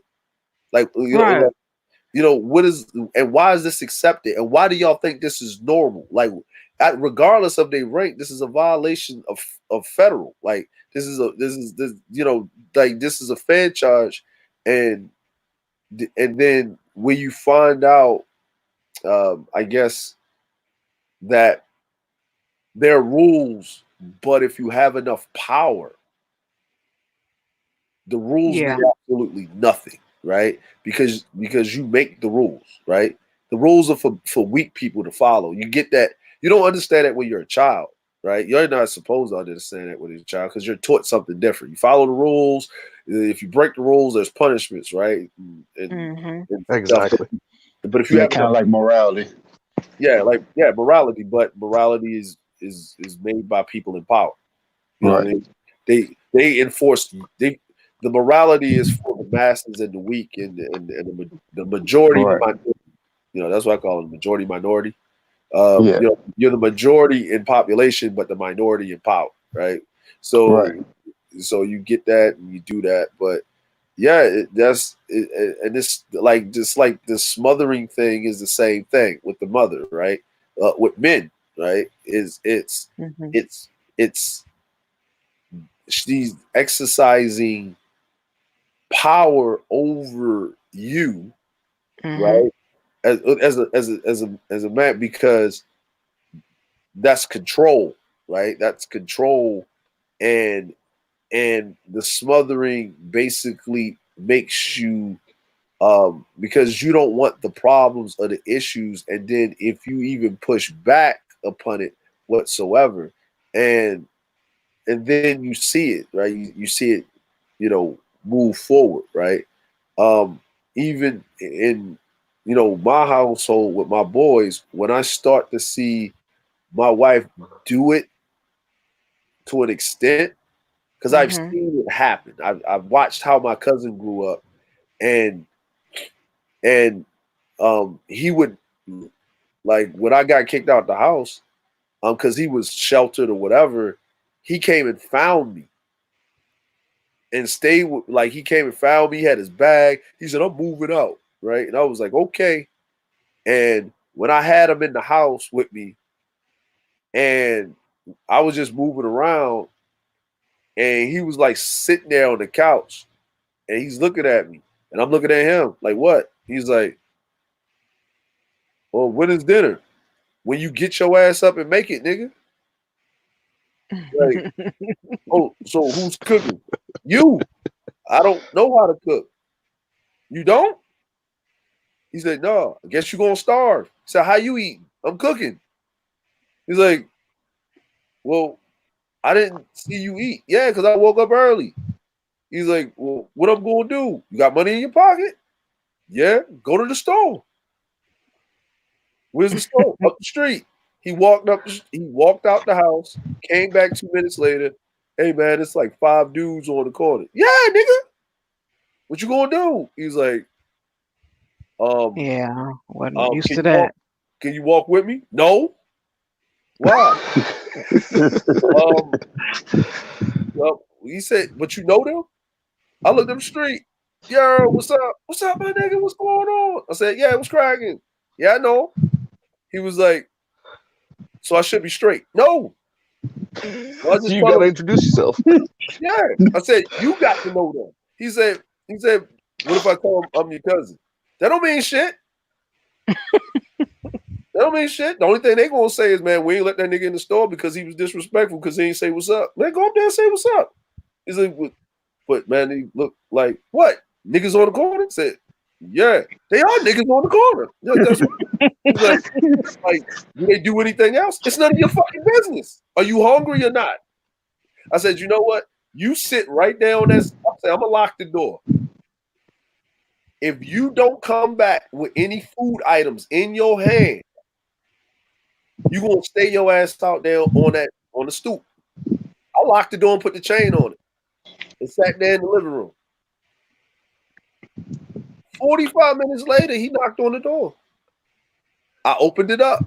What's up? Oh, you got some food items. I said, cool. I took the food items out of his hand. I said, do you know the tall guy's name up there? No. I slammed the door in his face and told him behind the door, you ain't coming in the house until you know at least 3 of their names. And they know your name. And he went up there, he came back, and I opened the door. What's their name? Oh, such and such, he know my name. I said, yo, y'all know him? He said, yeah, that's your cousin. Yeah, man. Oh, yeah, he cool, man. Yeah, all right, cool. What y'all talking about? He was like, man, I just told him I was down here visiting you and stuff like that. What they like to do? I don't know. You don't know? You don't know. Back out the house. You see how that smothered boy is not able to be a man when he needs to be a man? Mm-hmm. Like, I was amazed at this. Okay. Because I was amazed. I couldn't understand and couldn't fathom, right? And he came back. He came back and he came in there and he was mad. He was so mad he was crying, right? I said, you want to fight me, don't you? Right? You want to fight me, don't you? But you can't because you know you're not even sure if you can whip my ass. You're not even sure. I said, look, man, you're talking about moving up. I said, think about it. I don't even know what happened for you to come all the way from your house down to my house and know where I was at or found where I was at. Right? I said, how did you find me? Well, I went to grandma's house and asked her. And then do your mom and daddy know where you at? No, I told them I was going to grandma's house. And when I got to grandma's house, I asked where you was at, and she didn't even let me in the house. She wrote it down on a piece of paper and told me which street to go and gave it to her. I said, okay. So I said, Mom is trying to teach you a lesson in life. Okay, I got you. I said, so I told him, I said, look, man, sit right here and whatever. So I'm in the house. I'm smoking weed. I'm drinking. He like, what's that? Don't worry about it. He said, why you, what? He said, you ain't supposed to do that. I said, Uh-oh. He told you what you ain't supposed to do in your own house. Right. What? I said, dude, have you seen any adults walk around this damn house? He was like, no. I said, my homeboy started laughing. I said, dude, this is my motherfucking house. Do you realize that? I pay the rent in here. I do whatever the hell I want in here. If I want to walk around in my drawers with no drawers on, I want to take a shower in the middle of the floor in the living room, do whatever I want. If I want to lay out in the kitchen, I don't want to wash no dishes. I do whatever I want. It's my house, as long as I'm paying the rent. I don't do that. Right? I said, you was scared to walk up the street to talk to somebody so you can get something to eat. And the only thing you had to do was introduce yourself. You were so scared of maybe, possibly catching an ass whipping. You couldn't even catch an ass whipping for food. I guess you wasn't hungry enough. I said, then you're going to tell me what I need to do with my house. I was laughing at my homeboy. I said, you know what I can do to you right now? I can kick you out. And I said, but I'm not going to do that. If you got enough balls to say to me what I'm going to do in my house or what I should be doing, you got enough balls to go talk to your parents and tell them what you would like to do in your life. Wow. I said, so that's it. Now you can go upstairs and go to sleep or whatever while we sitting down here having a good time, because I don't want your mama and your daddy coming to my house because you go home smelling like weed. So take your ass upstairs. Right? So we went upstairs, and then the next morning when I woke him up. I said, hey man, wake up. He said, what's going on? And his mom and daddy, my aunt and uncle, was sitting in the living room. Oh. And he's like, you going home because you don't live here. Right? Matter of fact, I think y'all can make it to church. Wow. And he looked at the floor. He like, really? I said, dude, you can't stay here. You can barely go. Dude, I had to teach you how to boil some hot dogs the other day, man. Come on, bro. Like I can't be looking over them kids, man.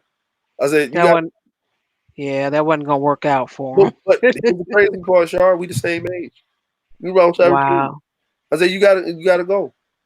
And then I had my door open, and my aunt was like, she was like, well, you can always come back. I am home. You can get the hell out of my house. Take the kid with you. Take the kid with you. Well, I'm surprised. We don't fuck with each other. We don't fuck with each other. I'm surprised you tell them to go to church if you're scared. Yeah. Like I told him, I said, take your son with you. Get out my house. I told my uncle. He thanked me. He said, thank you for calling him. Thank you for keeping him from doing something stupid. I said the only stupid thing he was going to do was starve. I said, he was going to starve. I said a lot of his problems stem from y'all don't let him do nothing. He ain't going to do nothing. I'm like, he's probably the most mild-mannered, low-maintenance kid that you'll ever have in your life. That like he ain't going to do nothing. And he left. And then when I got in the military and I came back to visit everybody, because, whatever.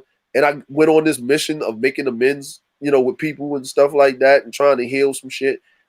And I talked to him and he was in college. He said, man, I can't wait to leave this house, man. I want to be like you, independent. And I called him outside and I got in his face. I said, remember the last time you tried to be independent? I said, it didn't work out well. I said, you need to crawl before you walk. I said, let me ask you a question. How much money do you pay in this house? He said, I paid $350. I said, you go to college, you pay $350, right? Do you understand that your $350 don't pay jack in that goddamn house? Not a motherfucking thing. Don't pay nothing. A light bill, a water bill, a gas bill. It don't pay a mortgage. It don't pay the insurance. It don't pay the property tax. Don't pay a car note. Don't pay nothing in there. Not even your health care that they probably paying for still on your ass. Don't even pay for a semester in college. Don't pay. Wow. And you go to community college. You got to take 4 credits. That $350 a month don't do a goddamn thing. What you mad about? Oh, I bet it's about some chick, right? You got some chick. You want to bring your girl over. You know what I'm saying? You got the little apartment on the side of the house, and she can't stay the night, right? Say, yeah, nigga. She says she can't stay the night. That didn't mean that your ass can't stay the night over her house. Oh, I can't stay. Well, nigga, that's what hotels are for. You have to be home early. And I'm gonna Yeah. Oh, it's zero. interrupt because I know it'll take no time. 45 minutes will be gone. So I want to introduce Zero to the panel, and you want to weigh in on the conversation. Yeah, like real quick, yeah, like when you Dre, when you talking about putting your phone aside, like that's the main reason why I keep my phone aside. Like people call, like most time I don't answer the phone unless I know where you are. And if I don't know what number is, yeah, I'm most likely not answering. I mean, it just be ringing, like, oh, I ignore it, or I'll just let it keep ringing. Unless let's say, unless somebody I want to talk to, then yeah, I would do that. But other than that, yeah, my phone's always on silent. Do you have any situation with the smothering mother? You have anything you want to share with that, or the or about it? Well, oh yeah, I know my mama. She probably had her way. She probably would smother me, but I mean, just me. I just never really vibe with that. So I mean, she would try to do stuff. I'm like, nah, we ain't doing that. So I love you, but we're not doing that. Yeah, it can be a conflict if you're in a situation and you have no power, because that's pretty much what it comes to, especially when you're an adult. You're powerless. You don't really have any say so. You're in a situation, and if you're just there, you don't have much power. You're gonna be smothered. It's just once you're aware that, hey, I'm getting of age, I need to do something different. I can't take no more of this. It's time to branch off. And unfortunately, some young men don't accept it. They don't feel like it. They don't want to. And they don't have no desire to branch off. And then that's why some of the women end up dealing with men that are 25, 30 years old, and they're still children. Yeah. I mean, like I said, I barely even talk to people, so like trying to give up my. No, I would love me to to call her every day, but it's like, yeah, it's like don't expect it. It ain't nothing personal. I do it to everybody, but Yeah, but see, like one of the things that happened with my mother, right, is my mother would be happier if I was sitting down playing video games for 5 hours than outside riding a bike or going and playing with the neighbor kids. I actually used to have to set things up to even go out and talk to the neighbors because, oh no, you're not going outside that fence because I don't know what's outside that fence waiting for you. So yeah, all the kids I knew, most of the time I knew them from school and my socialization in school, but the kids in my neighborhood, thankfully they went to the same school, but otherwise I wouldn't have known nobody. I yeah, wouldn't have yeah, known how to deal with people. And one of the things that happens, right, especially in the black community, right? You yeah. walk up on somebody and talk to them the wrong way. Like you start talking to the dude on the street and you hit him with every 15-letter word you know. You're gonna be like, dude, you want your ass beat? That is, Talk like a human being. But I am talking like a human being. I'm speaking proper English. Mm-mm. yeah, And until you learn to rectify that shit, you could piss a lot of people off real quickly. People that you might need at a later date to make sure that you don't get your ass beat. yeah. That's kind of I gotta figure that like out early. So like if I was gonna put something intelligently, I put like words that don't seem like I just know more than them, but it's just like they can understand.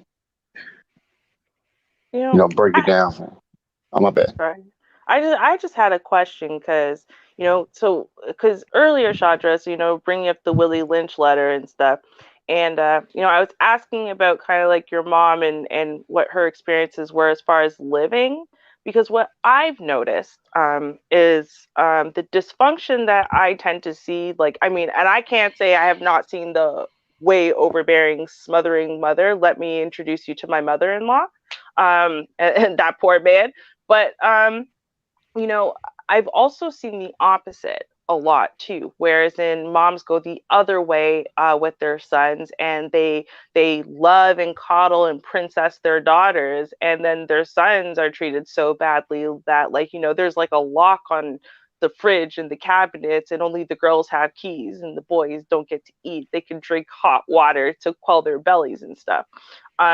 So I guess my question would be, right? Because I mean, we're talking about, basically the same group of people overall, and the dysfunction can go one way or the other. So I guess my question to you would be, like, why do you think some moms go one way with dysfunction and some go the other way? Well, I believe it's a natural response to everything that happened during slavery. So when you look at a man, right, what they used to do during the slavery era was they used to take the biggest, strongest man and break him in front of everybody. Mm. So to be a strong black man meant that you were going to be broken. And some mothers in today's society, where you're not even sure your child is going to live to see the age of 10 because some cop might pop him, right? Mm-hmm. So some mothers take it one way where they say, okay, you know what? I'm going to pour all my resources into my daughters because my son's already dead.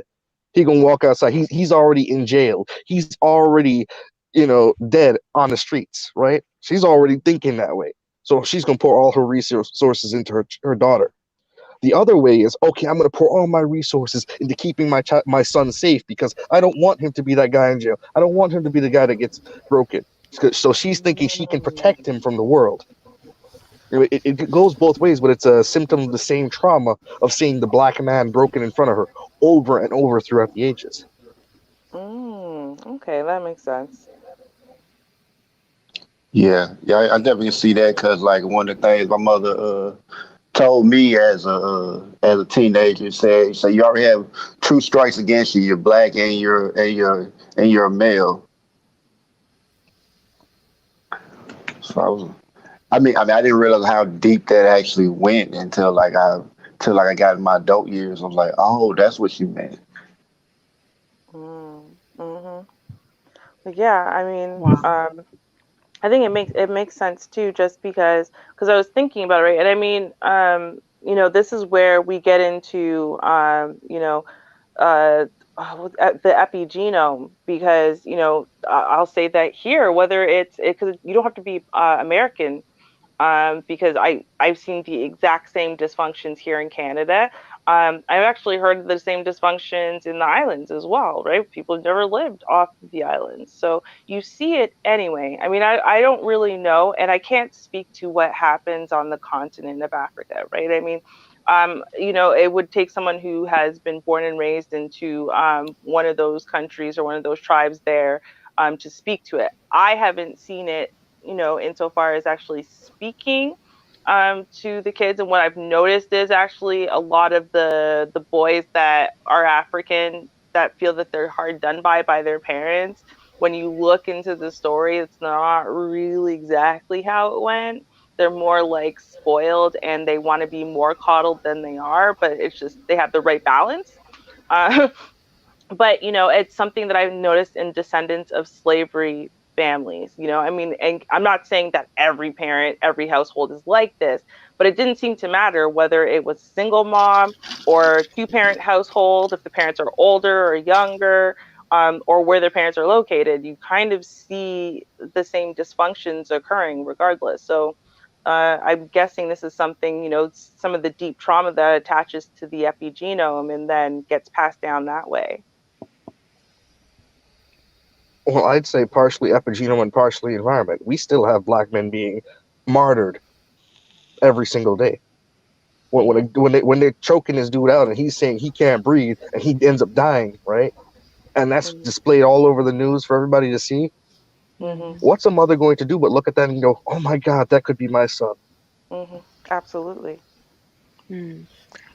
I'd But like to see, welcome music to the panel. Welcome. good evening, Hello. ladies and gentlemen. And How you you're doing, Good brother? absolutely evening. right.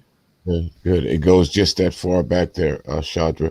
Unfortunately, with our mothers, you know, as for what they've seen from from what they've seen at the hands of America and some other countries, it seems that their sons are always targets. So it gets to the point in time to where I don't want to push my son out there because I know what's going to happen to him. But then in the same breath, it also leads to anything that I hate to use this analogy, but if you notice, you breed the anger out of a dog to where they become soft. Yes. And And, that and happened to me, where my mother would constantly tell me, pick your battles. Oh, you don't have to fight for anything. I don't want you using violence. And there were times in my life when I was disrespected and I should have fought, should have stood up for myself. But no, instead I listened to my mother. right, and that's the thing. We all have that respect for our mother. So that's one of those those two conscious, that devil and the angel that pops on your shoulder in the time of it's ready to do battle with someone. And we always go to the side. Well, what would my mama say? Some of our mothers would tell us, if somebody hit you, you hit them back. And some of our mothers would tell us, if they hit you, turn the other cheek, and we'll deal with another way. And unfortunately, for the majority of us as black men, our mothers always tell us turn the other cheek, especially with dealing with white America, because you can't win. Yeah. And it's sad because So, it like you say, it breeds the fight out of us on a social level, where we can't band together to fight. Well, I say we can't, but we don't band together to fight most of the time, because you have a lot of these young men who don't know what it is to fight for anything, much less themselves or the greater good of their society. These are the young men that are going around saying, fuck the community. Excuse my French. Mm-hmm. These are the young well, men going around you're doing that going because they don't know how to fight for anything. right. You're going to have that element, and that's to be expected in any society. There's always going to be a weak link, and that's where the old adage comes from. We're only as strong as our weakest link. And unfortunately, for a lot of us, a lot of our men are our weakest link, simply because of the way that they were brought up and the environment they were brought up in. You can look at if you look at the hardest guy from the streets of New York, you put him in a different environment, and the first thing he calls for is his mama, if it's too harsh for him. True. Mm. So, do you guys So think, gentlemen, that that fight that y'all have as men internally is attached to your sense of like competency, of your ability to take care of things, like, as in, can you have that internal fight and actually be willing to fight your own battles and whatever, if you don't really believe that you can accomplish anything? Once you I think that let me, well, go ahead. I think that's the biggest struggle, Ruby. I think we were behind the scenes talking about that earlier, and I think that's the biggest struggle with every black man. It's that thing of man versus man, man versus himself, and instead of it man versus being man, it's always with us. We're always trying to internalize the right way to deal with the situation. So we skip the man versus man and go straight to man versus himself. Mm. I was taught in the martial arts and in different ways in life that if you have already given up, you've already lost the fight. Even if you possess the capability with which to fight, if you in your mind think that you can't do it, then you can't do it. It's one of those things where, as a kid, this is one of the things I'm grateful for my dad taking me to Taekwondo for, because they make you break boards, right? Mm-hmm. And it's an interesting thing. You can punch a board, and if you think you won't be able to go through, guess what? You're not going through, and you're going to hurt your hand. Mm-hmm. But when you Right. believe you can go through, then you go through and you don't hurt yourself. But Bruce Lee made that that board analogy, and no disrespect, but as you say, boards don't hit back. Oh, very true. Very true. Yeah, yeah. But until you test yourself, you don't know where your limits are. All right, Mm-hmm. Right. exactly. I mean, Hmm. that's the thing. You do have to test yourself, but eventually you have to come to the point of that person, that thing, or that person that you're testing yourself is how much of yourself that you're willing to put on the line. You know what I mean? Exactly. Right. Hmm. You see, part of the Yeah. problem is we as black people have been taught. Part of the smothering that kills us is that we get to be averse to risk. Your mom thinks there's a potential for you to hurt yourself. There's a potential for you to risk doing something. So she tells you, no, don't do that because you could hurt yourself. And then what happens? These are the black men who don't step into the stock market because, oh, that's risky. Just put your money in a savings account. Watch inflation eat it up, right? Mm-hmm. Because the stock market is risk. You could get hurt. Or don't go ahead and, risk it on, let's say this family, or don't risk yourself. Then you have these brothers out here taking this don't take risks to get to the point where they won't even step out in defense of a black woman because, oh, that's risky. Right. But see, let me say this, Chandra. It's like we should be like you guys, every year there's a new Madden game that comes out, right? Yep. Yeah. So if you don't remember what happened in the last Madden game, chances are you're always playing catch up, and that's the same thing with us. We tend to stay stuck in last year's model because it's comfortable. We've already conquered that, so I'm just gonna stay right here. I'm good here. I don't want to stretch out any further because that fear of the unknown is what's gonna happen next. What's the new challenge that I'm gonna have to? I'm comfortable here. I already beat this, so I'm good right here in this level. And again, that's what happens to a lot of us. We get comfortable in the level that we are because we thought we made it to. We set our standards and our goals at a certain point, not realizing that the standards and the goals that we set sometimes are given to us by someone else. Yeah, and I'll take that economically again, where we, as black men, we get to the point, okay, we might own a home, we might have a couple of kids, and then we stop there because we we were always told we're not going to make, like in your case, you were told that you weren't going to make it to 50 because, you're a black man, you'd be in jail or dead, right? Right. Well, that was the adage. That's exactly what it was. So because you get to that point, you get, okay, you got a house, you got kids, you got it, you got it made. Don't try any further, because a lot of us as black men, because we are risk averse, we also don't think past in terms of legacy. True. You see, once you get to this point, you're like, okay, I'm gonna do what it takes to keep this house. I'm gonna keep the kids, take care of this. But we don't say, what about risking it for future generations? Or what about what happened in the civil rights era is you had a bunch of brothers willing to risk it so that everybody else ahead of them had a better future. Yeah, I know that for a fact because I actually, one of my elders who I look up to is actually a freedom rider. He told me like the sacrifices they had to make, the things they had to do to do certain things, like to sit in. They had to train to sit there and take all that abuse. Like you think they didn't want to fight, but they had to not do it to prove a point. But right, and that's the same thing with dealing with your family life like that. You look at, if you look at it on the same struggle or on the same pretense. Okay, like with Chandra, I noticed while you were talking about your early life, you rarely spoke of your father. Yeah. Well, my father actually was in New York for the first, I'd say, 4 years or so, because he was getting the money set aside and getting everything squared away there. So really early on, my father wasn't really in my life that much. Right. And then after about 4, he was in my life, but he also, my mother had already established this, oh, don't do that, you're going to hurt yourself. And that caused friction in their relationship. Right. And that's the point. That's what your mother was comfortable with, and your father wasn't willing to break her comfort level. Yes.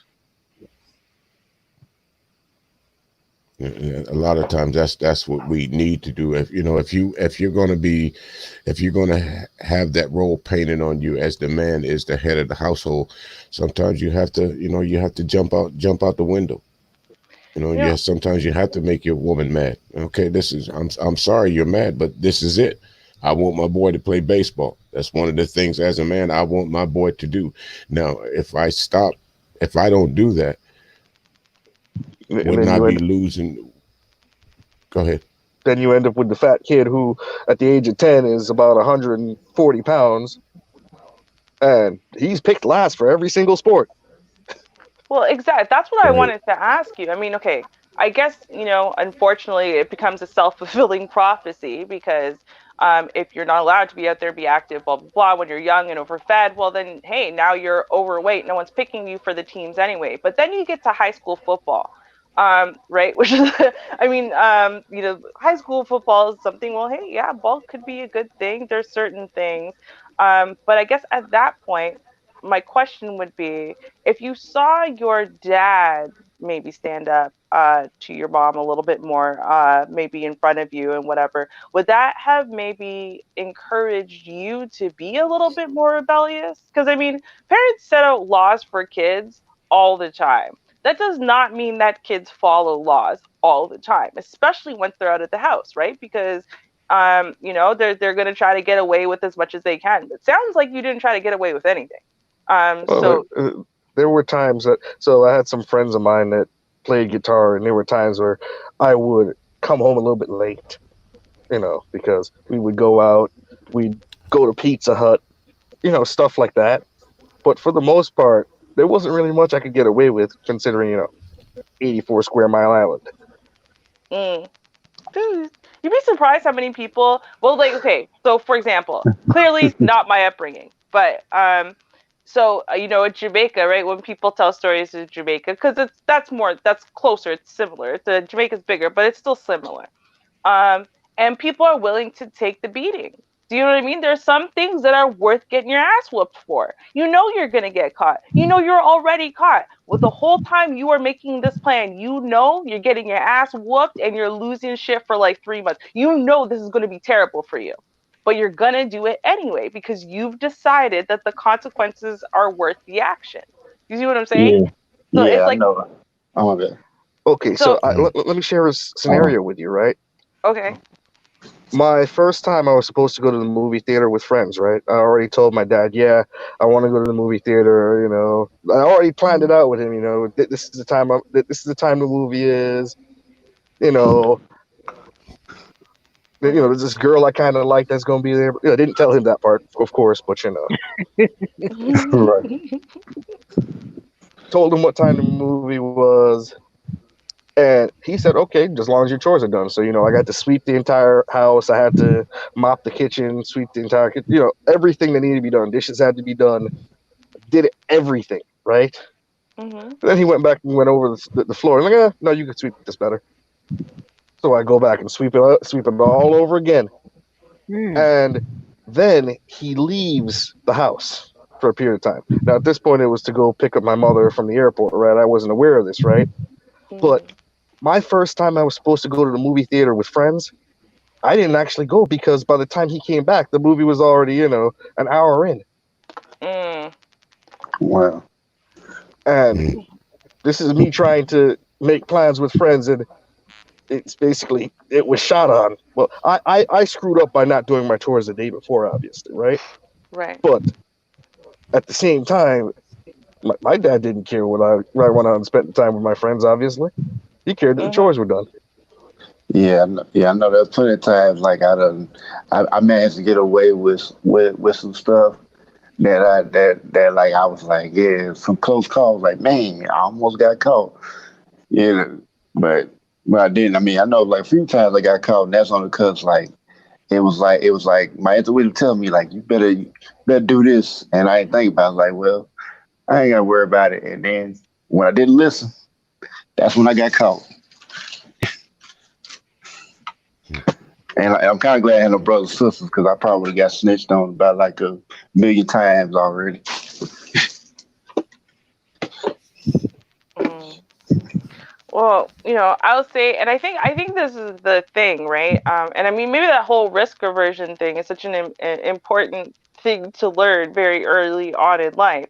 I mean, I think maybe some of us just have maybe just a naturally more rebellious nature. Some of us, I mean, because you have like your natural kind of like propensities towards things. So generally, if you're, say, an organized, structured person, and whatever rules will make sense to you. Whereas in, I'm a natural rule breaker.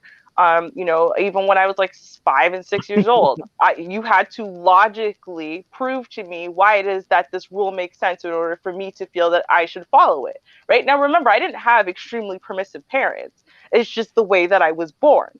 So like maybe that has something to do with it. Because I'm like, me, I just take that risk. Oh, I'm gonna get into a shit ton of trouble. I know I'm gonna get caught. I know for sure there's no way I can get away with this. Yeah, but I'm gonna do it though. I decided that this is worth the risk.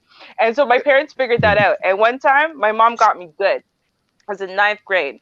And but at this point, I'd been going for years. I'd been going because my friend Keegan was allowed to go to the kiddie club, right? So there was a club for like an underage, all ages club, right? And she was allowed to go to the kiddie club. So then I think by 8th grade, 9th grade, we were allowed, like her mom would let us like make margaritas in the kitchen and stuff, right? Like, I mean, she would monitor us. We could get like completely wasted, but we could have like a drink. And then her mom and her dad would drive us to the club and then pick us up at 1:30, right? Or 1 o'clock, whatever the time was. But it's like she was allowed to go. So I wasn't allowed to go to the kiddie club under any circumstances. But my best friend was allowed to go. But see, my best friend was also the school valedictorian and blah, blah, blah. So my mom didn't put 2 and 2 together that if I wanted to go to the kiddie club, I would want to go with her. So she never even thought about it. If I'm going to go over and sleep over at her house, that we might be doing this. And then one time my mother called, right? And one time she called looking for me. And remember, because if I had told my best friend's parents that I couldn't go, they wouldn't have allowed me to go, right? They're that kind of parents. But I didn't tell them I can't go. I just pretend everything's fine. If I'm just not gonna say nothing. Well, one time my mom called. She's like, "Yeah, they're at the club." And I was like, "What club? There's a school club? What kind of club? What do you mean club?" Yeah, they're at the Abyss, the club, the dance club. Yeah, they're getting their little dance on. I let them have a margarita.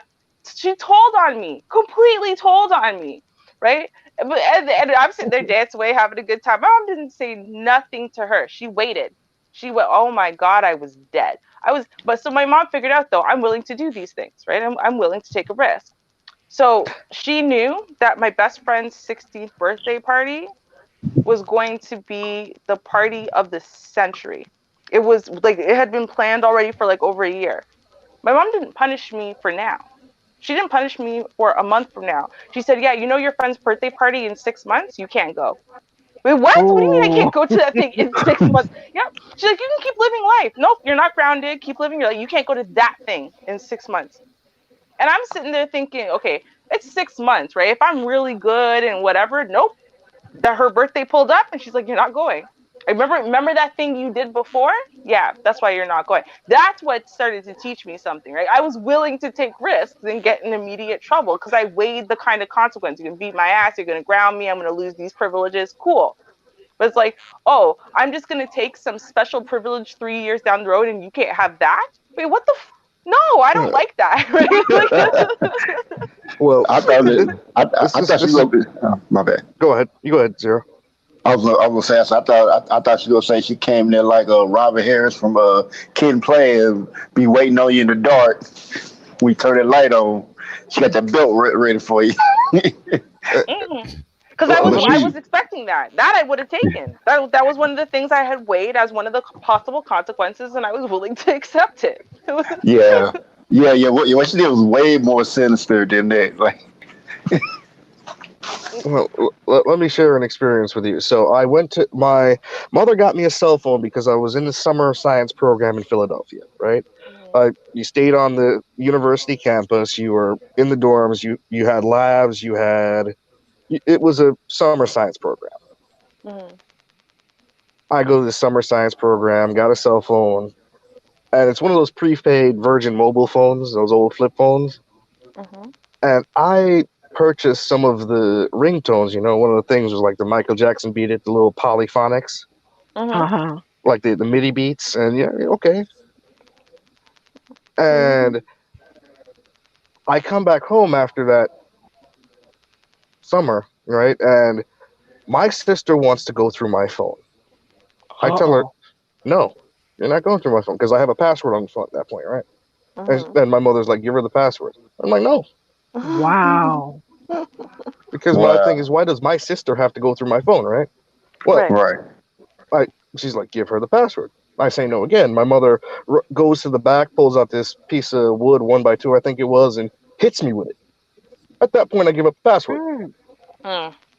because, at that point, it was not a question of whether or not there was a password on my phone. It was because my sister wanted to go through my phone, and I disobeyed a direct order. Right. Another case in which, you know, I was to clean my room. My room used to get pretty messy. You're a kid. Rooms get messy. You're supposed to clean your room. The entirety of my life, my mother's been telling me, you always clean the top and then go to the bottom, right? Because whatever cleaning you're doing at the top is going to send whatever dust is up there to the floor, and then you deal with the floor level, right? Right. Well, this time she tells me, no, clean the floor first. And I'm like, why? Clean the floor first. I don't want to hear it. So I go out there and I hold the belt and I go, why do you want me to clean the floor first? This is something you've never told me to do in my life. At which point she sees red, and yeah, the whooping I got was spectacular.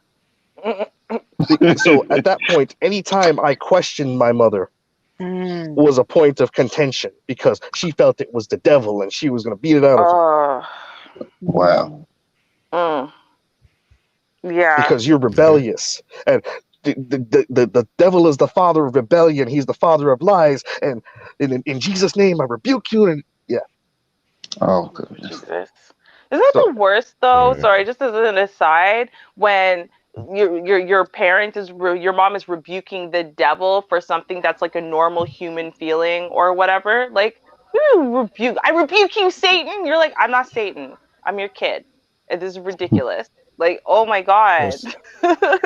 That's, see, that's one of the things that's haunts the black community is we use religion too many times to to scare us into doing things, or we use it as a crutch. The devil gonna get you, or the devil is this, or the devil is that, or the devil is that. Not realizing you're just saying you believe anything. It's good to have faith, but when your faith is placed on someone else and to tell them how to live, that's not faith. when your faith is used to traumatize your children, it's not faith. That is not faith. Absolutely, it isn't. That's basically borderline tyrant. Hmm. Tyranny. Yeah. Yeah. I was gonna say that. Yeah. Oh, that's Wow. absolutely true. That's terrible. I mean, we've all seen it in the movies and the things like that. What was the someone that said it to me earlier? The movie where the lady was talking about no uh, plastic hangers or whatever, no iron hangers or whatever it is. But a Oh, lot of us the movie Mommy Dearest. Yeah, exactly. A lot of us go through that. Now, fortunately, I didn't see that in my family growing up. I know that I had four sisters and five other brothers. So, we all got punishment shared equally. Everybody took ass whipping from time to time, but there was no nothing was forced on you. If you didn't want to do something, of course you, as a child, you got punished if you didn't do your chores the right way. But this thing of the throwing the devil, and the devil made you do this and the devil made you do that, and go sit in the corner and read the Bible until you learn better. No, that didn't happen in my household. No. Yeah. Yeah. I don't know what that's like either. I think like just about every whooping I got, I deserved it. I think like the last whooping I got, I didn't deserve it. I took, some. It was like my cousin supposed to get the whooping, but I got whooped and she didn't. And I was very mad about that because I was like, I took this whooping for nothing. I didn't even do anything. Yeah. Mm. Hey, Chandra, I want to ask you a question. On that day that you stood up to your mother, how did you feel? How did that make you feel? It reminded me of my powerlessness, but it made me insanely angry because I was trying to make sense of something she had told me my entire life, right? And why she would change things this way and now just say, do it this way. And it made me understand that I can't deal with my mother using logic. I just can't because she's going to respond emotionally. Hmm. Yeah. Hmm. Do you think she was like that with everyone, or like, I mean, as in, like, do you think that that was just her in her nature, or do you think that that was just the way she responded to you as one of her children or as one of her boy children? Right. I believe that with the boy children, it was a little bit more severe because she kind of had the same response with my sister, but my mother would like to tell a story of how I was a miracle child, how the doctors told her to abort me, and because I was conceived and she didn't know she had a child until halfway through her kidney stone procedures, Ooh, wow. and I was supposed to be retarded according to what the doctors said. And because she gave her child back to God, and I was prophesized into being, and you know, There yeah. it is again. Mm-hmm. The There religion. it is again. You know There it what? is. That's one of the things that we do. And again, you use the Willie Lynch adage, but that power that they have over us is of religion. Yeah, we see that physically, but just think about this: somebody tells you before you go to bed, say your prayers. Hmm. If you Mm, don't, the devil go come get you. mm, true. You know, was your younger brother, like, was that also a difficult pregnancy somehow, or was that He was fine? definitely a C-section, but I think with Mm-hmm. my younger brother, she said that the doctors told her that her kidney lost entire function, Oh, Oh boy. wow. but she Huh. was praying to God, and very soon afterwards, the doctors are like, "Wow, your kidney is functioning again." I've never seen this. You know. See, that is why, because I'm telling you, like, in mostly, I'm not going to say always, but mostly in my experience, right, the real dysfunction in island people comes from the, like, your 7-year-old boy is a grown ass man, and by the time he's 15, you're kicking him out and stuff like that. He don't get no food. You're coddling the girls, not the boys. But every time I've come across an exception, so it's interesting that you just said that as well. There's always something like that. He was a miracle. I didn't think I was going to be able to have kids, blah, blah, blah. He was supposed to die at birth, something. There's always some story attached to these boys who are over coddled and over, protected. Like, I want to wrap you in bubble wrap and give you the world and whatever because you're my little miracle. And it's always that miracle attached to these boys who are, shrouded and over coddled like that. Well, Yeah. Ruby, remember the other day when we were on the show together? That passage that I played for you guys on from T.D. Jakes. Mm-hmm. That's what it boils down to. If you believe in that faith and you have that religion part of you, then you will know that the devil, he only wants to bind the women, but he wants to kill the man. Mm-hmm. And Yeah. sometimes the woman portrays that, especially in the mother, she'll unwillingly help the devil. Yeah. Yeah. Yeah. So it's like kind of like with me, like I think like at 6 months old, I had to have like open heart surgery. So like the doctors told my parents that I wasn't supposed to make it past 15, and I'm in my 30s now, Mm. Wow, still going strong. Yeah. that's incredible.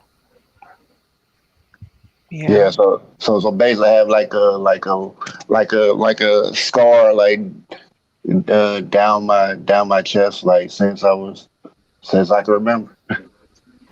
Mm, wow. Well, I Now can that understand why your mom would want to smother you Yeah, because yeah. she was I mean, yeah, concerned. she definitely tried.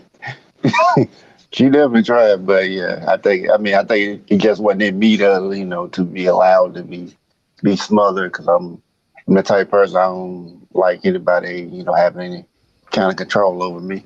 Well, one of the things I will say is that if you want to have somebody if you want to call it abusive relationship or a smothering relationship, the first thing you do is you pull them away from things that will influence them to Yeah. rebel. So in island culture, because of the amount of respect that has to be done to adults, a lot less of that rebellious thing will come out, right? Because you have to, I grew up where if you didn't say good morning to your neighbor, there was a whooping waiting for you when you got home, right? Mm-hmm.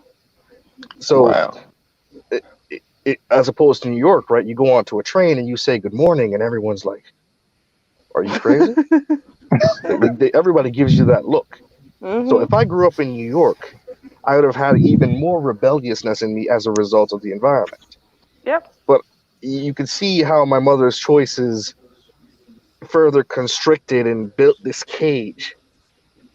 And yes, the cage was in her mind to protect her child, right?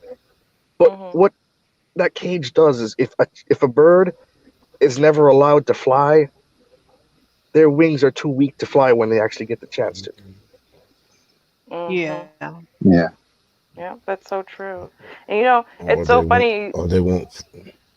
Go ahead, Ruby. I was gonna say, it's so funny you said that because I'm like, so Jamaican parents is what they do, and their kids, when they have the little badass kids, they can't control. What do? They send them back home for a few years, right? And once they're straightened out, they come back for school or whatever it is. But you go send them away from this society, and from the influences of this society that are allowing them to rebel at all, and you go have them trained somewhere where they don't have that. And then once those really, really early formative years are kind of done, then they can come back.